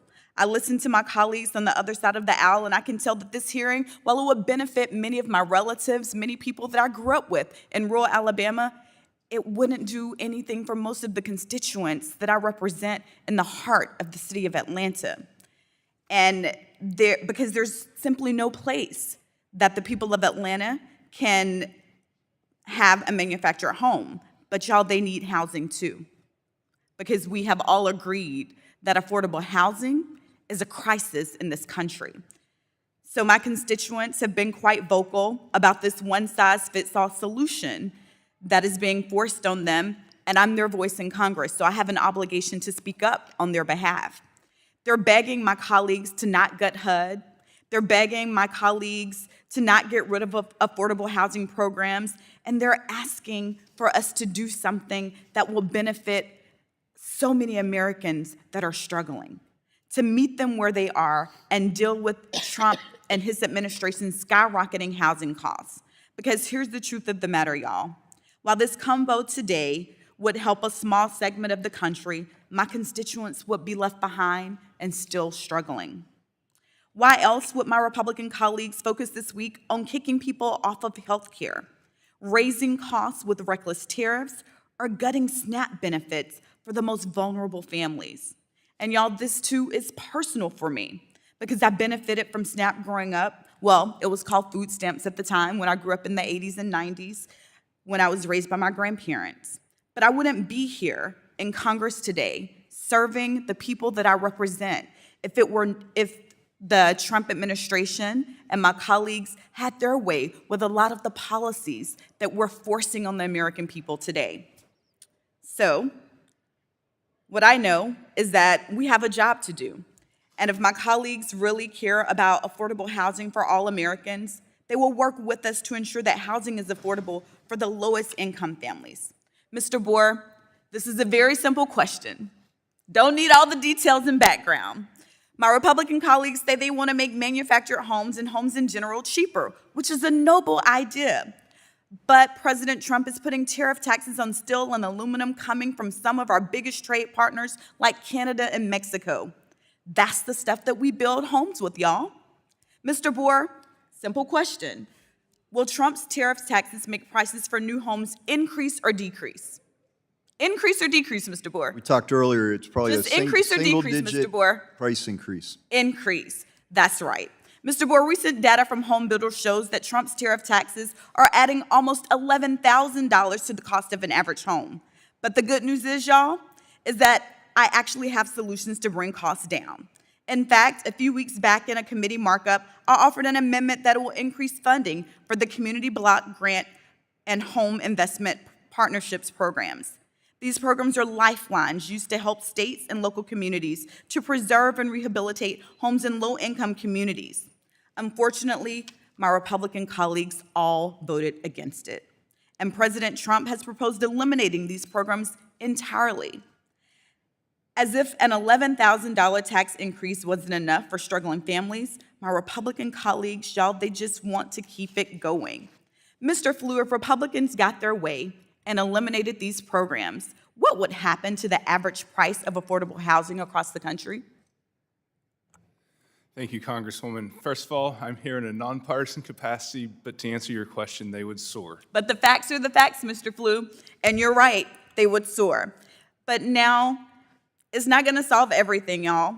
But if Republicans are serious about making manufactured homes part of the solution, which they absolutely should be, we need to make sure that these homes are built to last and insured. Just last year, my district was hit with 2 hurricanes, and I live in Atlanta, y'all. We are not even coastal. There's nothing costlier than a damaged home that can't be repaired. And Mr. Flew, my time is up, but I have more questions for all of our witnesses that I will submit for the record, Mr. Chairman, and I yield back. Gentlewoman yields back. The gentlewoman from Florida, Ms. Salazar, is now recognized for 5 minutes. Thank you, Mr. Chairman Flood, for putting together this very important and interesting hearing. And my first question is for any of you who would like to answer. My name is Maria Salazar. I represent the city of Miami. Miami is now in fashion. Everyone wants to move to Miami. There are tall, pretty, nice, expensive buildings being bought by the New Yorkers. But the problem is that one of the biggest issues facing the constituent, the regular Miami resident, is housing costs. I've never really understood why this is. When I've spoken with the developers, they say that the land is too expensive and they cannot buy the land and then make their money, because they are in the private sector, not like us, that we are in the public one serving the public. So the modular homes, do you think that maybe that could help this problem? Because I'm talking about the land costs, but then you have to put on top of that the construction expense. So any of you that would like to tell me, give me some hope about Miami and the overall housing costs coming down. Who's familiar with Florida? I'll take a swing. Yeah, I think the land cost issue is somewhat of a given, and so what you've got to look for is density. I mean, this whole problem is a supply-side problem. This is not about throwing money at higher cost homes. It's about supply, and so if we can get more housing units on that expensive land, then we win, right? More supply, and so I think the pessimism about what manufactured housing can do in urban environments is unwarranted. We've innovated with duplexes and other solutions that get more units on the same piece of land. So I think it's a supply problem, and that's the solution. All right, any other comments? Any suggestions, if you would be talking right now to one of the developers that do want to provide what you just explained, what would you say to them?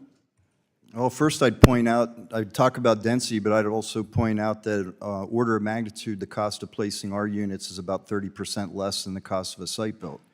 And so if they want to lower their costs to try to hit affordable price points, density and manufactured solutions. So that would entail to change the zoning laws as well? Correct. For the Change the zoning and allow us to innovate with products that fit in those environments. And what about this other idea that I was hearing about, the accessory dwelling units, which are similar to little efficiencies? Could you explain a little bit more? Yeah, that's like creating land. This is not something an economist... Creating what again? Excuse me? Creating land is what I would say. Oh, creating land. That's not a concept that an economist would agree with me on, but people have backyards that are available, and if they can put a rental or a mother-in-law type unit in the backyard, you've placed another unit in a dense area, which grows the supply and lowers the cost of housing. Sure, and then why isn't that happening more often in Florida? Do you have any idea? I think they're slow to take it up. I think if you looked at LA as an example, LA has really grabbed onto this idea and removed the barriers. Could you just give me a picture of what the accessory dwelling unit looks like? Yeah, they're typically much smaller. What we see a lot in LA County that I've used as an example is people leveling their garage, and on that footprint, detached garage, on that footprint, putting, a 400 to 500 self-contained living unit. And All that right, can with be a rented.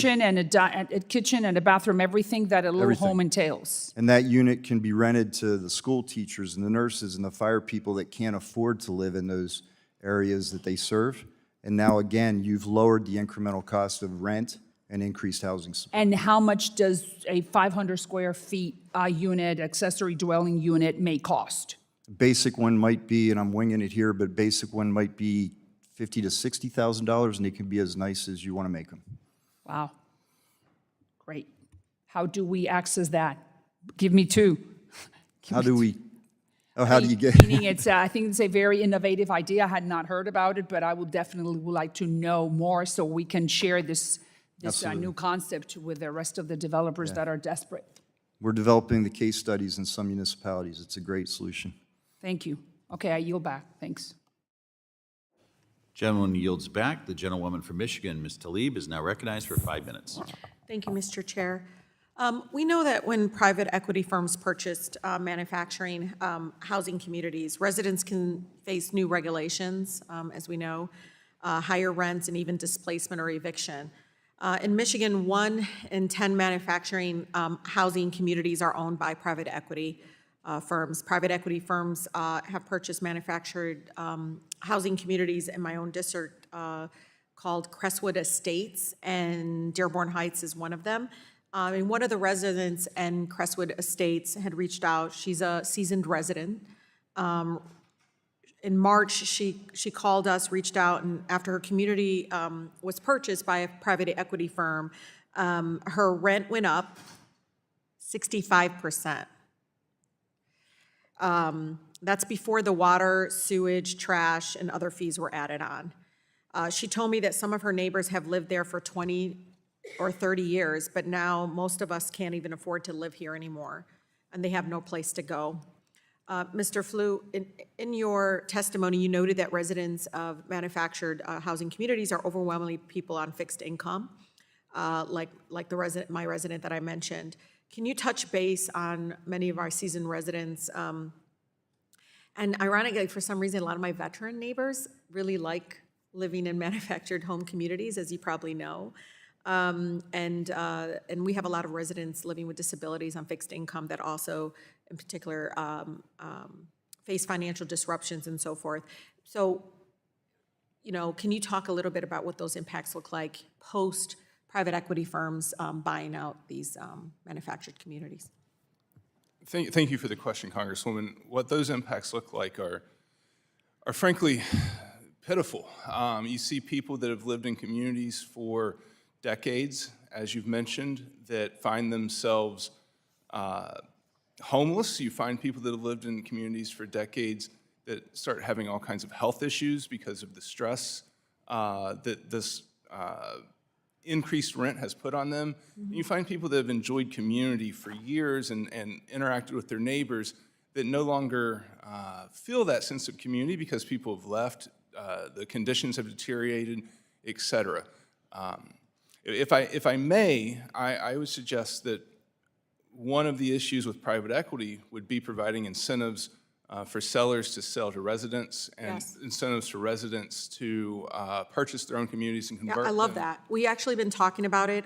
So for people listening to this committee, I know we're not the most popular committee today, but one of the things we've been talking about on our team is the resident-owned communities, of having kind of a approach of resident-owned, having the homeowner have a share in the governing of it, the oversight and so forth, and having some way to even vote on some of the conditions of the facility. And I'm glad you mentioned, so if you can talk about the benefits, and again, this is new to many people in the public, called resident-owned communities a little bit. I know in the past you've heard, and I know ranking members heard, cooperatives, structured as cooperatives and things like that, but can you, if my mom or your mom was in this room, how would you explain that and the benefits of it? Sure. It's the difference between an apartment building and a condo. That's right. By allowing residents to actually purchase the communities they live in, the homes are better upkept, the conditions in the communities themselves are generally more improved, upkept, the upkeep is improved. But like you say, it gives an ownership. It gives basically a real piece of land that goes with the home, and it allows people to have that pride of ownership and to have that asset that they do not have when they only own the home, but they're basically powerless with regards to decisions. In your made about testimony, the you actually mentioned abusive financial practices faced by purchasers of manufactured homes. And I know in the past, CFPB had exposed those practices and pursued bad actors. However, I know the current administration's not interested in doing that. In my opinion, I don't see that being something of a commitment. Does the weakening of consumer protections mean that borrowers like my constituent seeking to purchase, that they're exposed to some of these fraudulent schemes? Absolutely. And the weakening of consumer protections is a snowball effect. One bad actor breeds another, bad actor breeds another. Yeah. Mr. Flew, you should have seen, and I don't know, Chairman, I should have brought the article. One of our manufactured homes owned by a private equity firm, they just had no water access because he didn't pay it. The management company, I mean, it's a private equity firm, but they had that one person, he didn't pay it. They didn't have water. I don't know, I just feel like these are some of our most vulnerable and we should do more. Thank you. Gentlewoman yields back. The gentleman from Wisconsin, Mr. Fitzgerald, is now recognized for 5 minutes. Thank you, Chairman. Mr. Boor, did I hear you right when I first walked in? You said one of the answers to the housing shortage is to move your mother-in-law out in the backyard? Build her a separate place, or how would that work? Who's going to deliver that message, too, is whatever. The Next Generation Housing Initiative in Washington County, Wisconsin, is a locally driven effort to expand affordable homeownership for middle-income families by developing 1,000 new owner-occupied homes by 2032.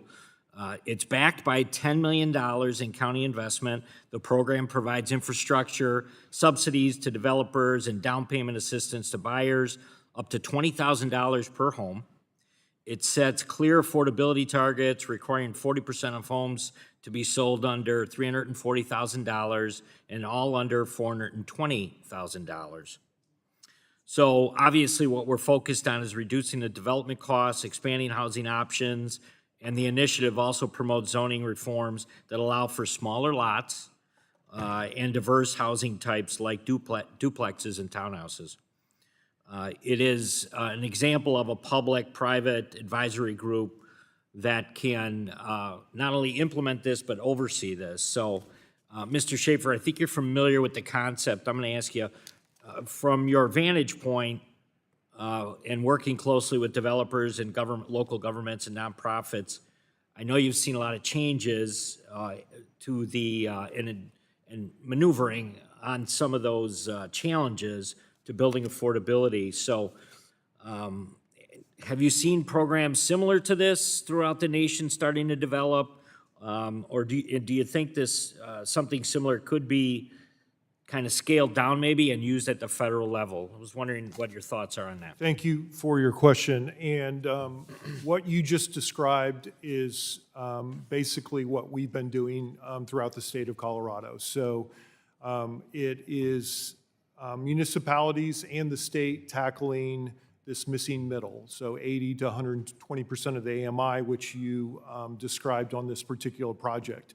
So yes, higher density townhomes are a part of it. Could be duplexes up to 4 or 5 or 6 plexes, and then the public-private partnership piece, or you could add philanthropic as well into that piece, which it sounds like you're doing. So these are going on throughout all the mountain towns and really throughout the state of Colorado.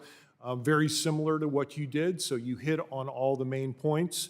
The only one that I might add is, again, you are focusing on the demand side.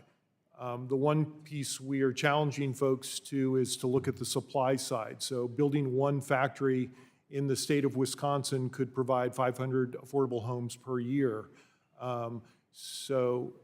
With everything that you just mentioned in this initiative, we would just want to add that to it. Very good. Thank you so much. Mr. Boor, government mandated caps and regulations on single-family rentals reduce the supply of housing. It's kind of been discussed, I know, this morning.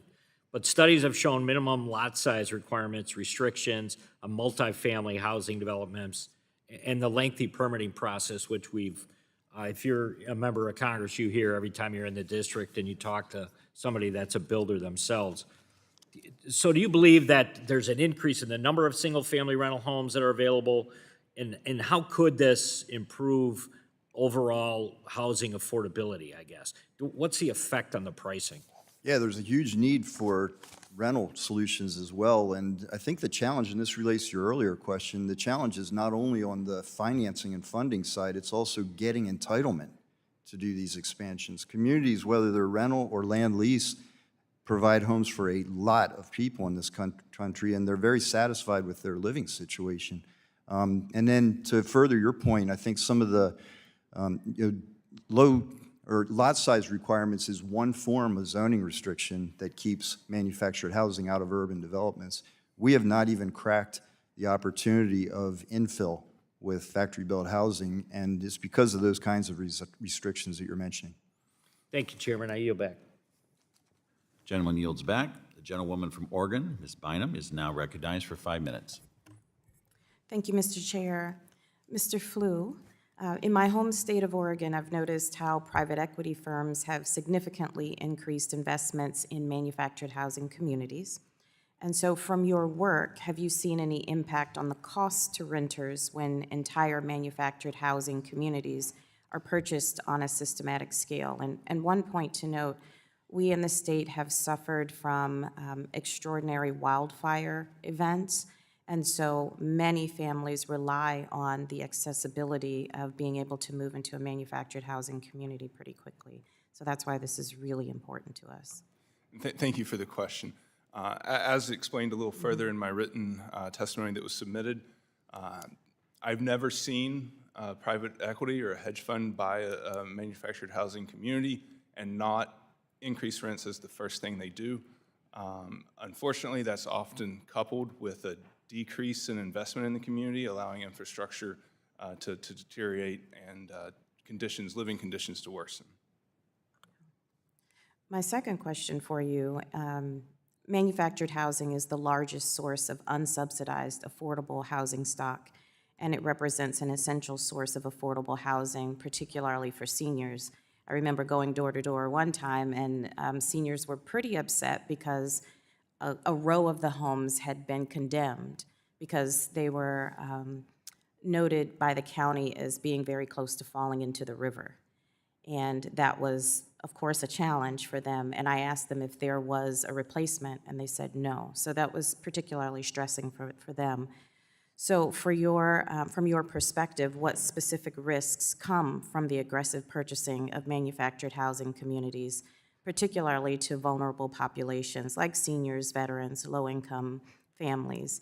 And what actions from a policy standpoint do you think Congress should take to mitigate these risks? And one more quick point on this. When I asked a question earlier in a committee about capital, the response was that we should be agnostic to the type of capital that comes in to do a particular job. Okay, that's fair. That was in respect to young people being able to buy their first home. I think what the challenge now is that we have a legislative opportunity here. We have a policy decision to make, irrespective of the money, but what should we be doing? What should we be thinking about to make that policy decision? Thank you. I will answer that last question, but to sort of go back to the first question, when you have people in fixed incomes, when you have vulnerable communities, low-income communities, the MHI, they released a study that says the average increase year over year in manufactured housing communities, land-leased communities, 6.5%, I believe. The COLA last year, or for this year, is 2.5%. So there's just no way that someone that's on fixed benefits can keep up and keep a roof over their head. Answering your last question, I think that the government can incentivize. I think, again, we're all talking about the need for further expansion of GSE-backed loans, but I think part and parcel of that expansion must come with rules from those GSEs that require certain treatment, certain benefits to the residents of these communities. Thank you. I guess in closing, Mr. Flew, thank you for your testimony. I'm really concerned about threats to affordable housing that could create these conditions where seniors are pushed out of their communities and veterans on fixed incomes, as you've just mentioned, are hit with rent hikes that they can't afford. And I think that this is happening without transparency, and Congress needs to provide some level of guardrails so that we shore up the market, make sure that it continues to be there, and especially as we try to replace housing in areas where wildfires have really hit home.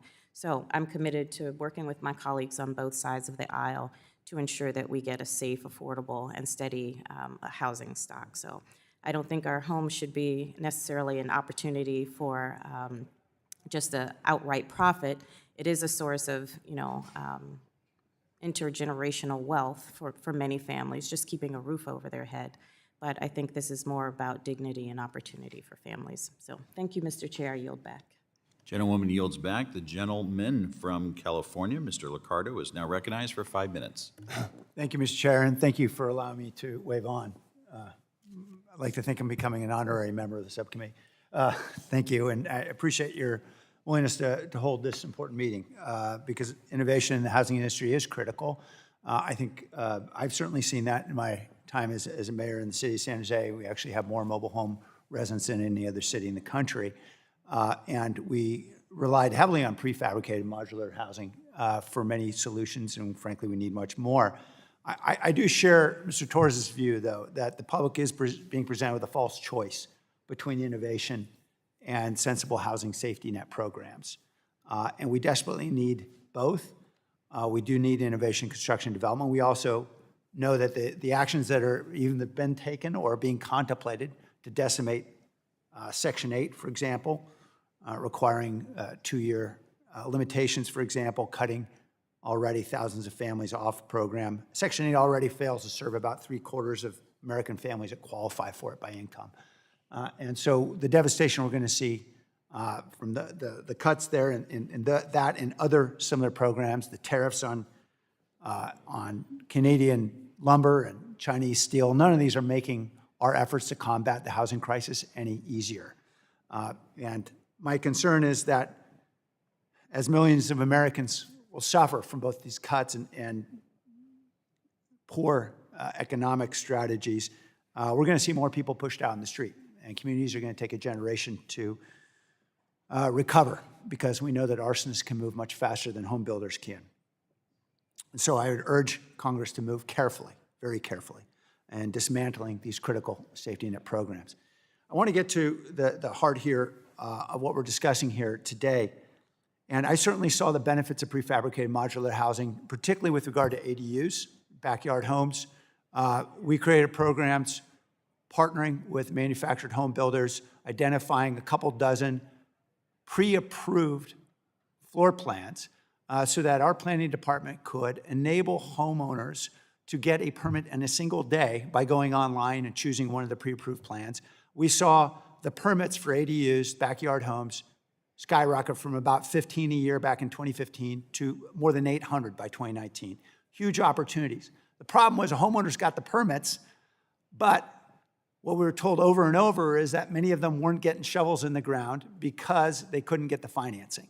For modest income homeowners, there's just no simple tools to enable them, if they don't have enough equity in their homes, to be able to expand housing in their own neighborhoods, where we know there's great opportunity for many cities like San Jose that want to provide that opportunity. We're working on a bill now, and I certainly welcome my colleagues who may be interested in this to provide that opportunity, essentially through a mandate to FHA. But I'd welcome any of our witnesses as to any opinions that you might have about what opportunities there are for innovation in financing, particularly with Fannie or Freddie-backed lending, that could actually unlock this great opportunity we have with land in lots of cities throughout this country. We have ample land and not enough housing. I'll jump in. I think you're right on the point. I mean, what we've seen, whether it's ADUs or duplexes, any of these solutions that can help, particularly in more urban environments, is that the physical product innovation happens first, and it sometimes takes a long time for the financing to catch up with it.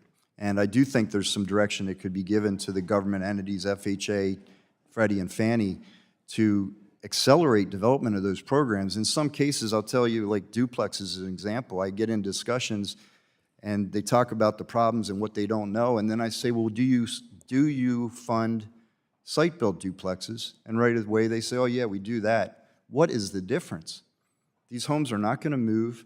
They're built to the same quality, but there seems to be a difficulty of just jumping over the mindset that somehow manufactured housing should be treated differently in financing. And I think you guys can encourage those entities to think differently and move. Thank you. I agree. We're going to push. I would point out, and Mr. Boor, I appreciate your comments, and I agree very much with your suggestion about the need for preemptive approaches around antiquated restrictions, around chassis requirements, and so forth. And I would support some preemption. But I'm very concerned about preemption and safety requirements. And I know your own company faced those very challenges, as I understand, as recently as last year, with a $270,000 fine that was considered from Department of Labor regarding safety.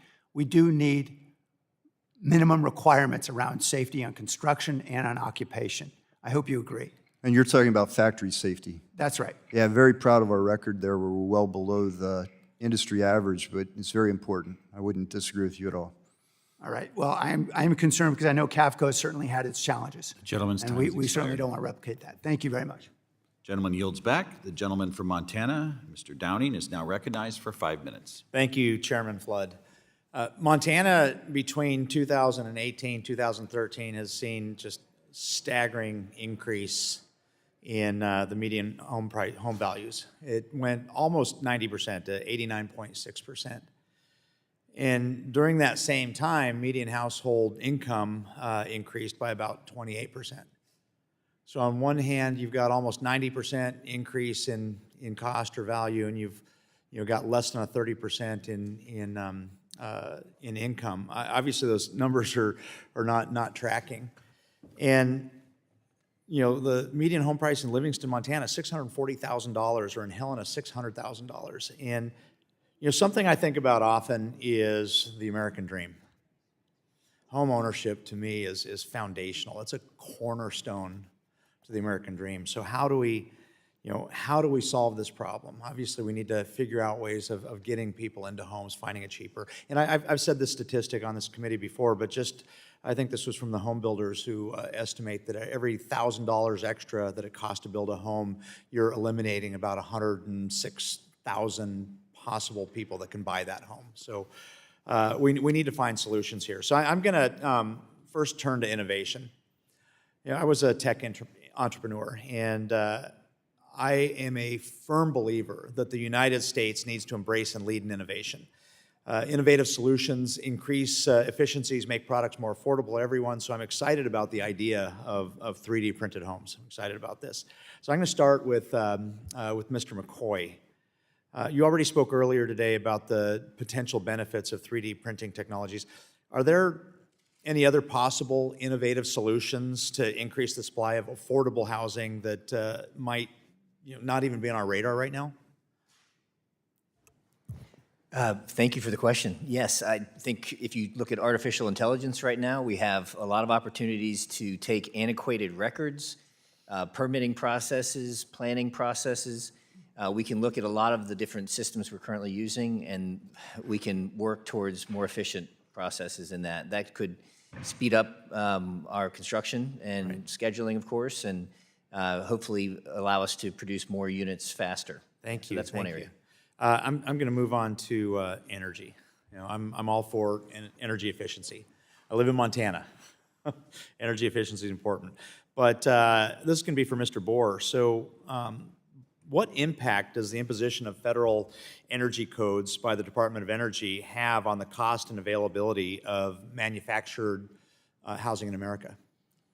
Yeah, that attempted rulemaking, because it was somewhat ill-advised and out of sequence with how we manufacture and transport homes, it was poorly targeted. And we've estimated that there's a lot of variation in this estimate, but $5,000 to $6,000 of added cost for the consumer. Our industry has come forward and said we can get similar efficiency improvements in ways that work for us, and it wouldn't drive that cost. And that's the importance of the HUD process. Well, thank you. I'm going to move on to Mr. Schaefer. Some places completely prohibit manufactured homes. Do you notice any difference in housing affordability in areas that allow manufactured homes versus those that do not? Thank you for the question. And again, we build modular homes, not manufactured homes. So I'm not sure I'm the right person to answer this, but again, for us, if the communities or the state allow for regional codes, it allows us to build faster, quicker, more efficiently, very similar in Colorado as it is in Montana. Thank you. Mr. Boor, do you agree, or do you have anything to add there? Well, it's all about supply. I mean, your starting point about the relative increase of housing and incomes in Montana proves the point that what we need is supply. So turn us loose, give us a level playing field, and we'll increase the supply. Well, I appreciate that. So you kind of building on that, can you talk about how prefabricated homes can increase the supply of affordable housing in rural areas where there's not much development? I'll go back to Mr. Boor. Yeah, we traditionally have covered rural areas pretty effectively. I think the next frontier, and it's a big one, is to get into suburban and urban areas, and that's where a combination of product innovation and zoning improvements would allow us to do a big job. So my last couple of seconds to anybody on the panel, anything, any other barriers that haven't been discussed today that prevent prefabricated homes from being utilized? It looks like I ran out of time, so I'm sorry to get that late. Mr. Chair, I yield. Gentleman yields back. The chair now recognizes the good gentleman from New York, saving the best for last. Mr. Garbarino is now recognized for 5 minutes. I don't think I've ever been called the best before, but thank you, Chairman. Thank you to the witnesses for being here. Recent data from the National Association of Realtors highlights a critical shortage of housing, particularly for first-time home buyers in the moderate income price range. First-time buyers decreased to 24% of the market share from last year, marking the lowest share since 1981. Dr. McCoy, how could innovative housing types like manufactured, modular, or 3D printed homes help address both the housing supply shortage and affordability challenges facing first-time homebuyers? Thank you for the question. I think I said this before, but really I would advocate for a deep bench. We would have a lot of different tools that we can look at different segments of the market and be able to satisfy different parts of the market in different ways, or different local market conditions that we need to satisfy. I think that's part of what needs to happen, to understand that we have a lot of options, and if we can bring innovation, some innovation that needs to be brought back online, but also push innovation as much as possible, then hopefully we can have many different tools for many different options. One of the things that was mentioned before a couple times that we haven't really talked about is if we can satisfy a certain segment of the market, we don't have what's called a crowding out effect, where we might have people who are basically paying below what they can afford. And so you can actually open up areas for people to have more housing as a result in markets where you don't find that people can afford. My colleague, just before, he was talking about how some municipalities and localities have put in prohibitions on these types of homes. What specific zoning reforms or incentives, Dr. McCoy, should localities consider to ensure these innovative housing solutions are fairly incorporated into local land use plans?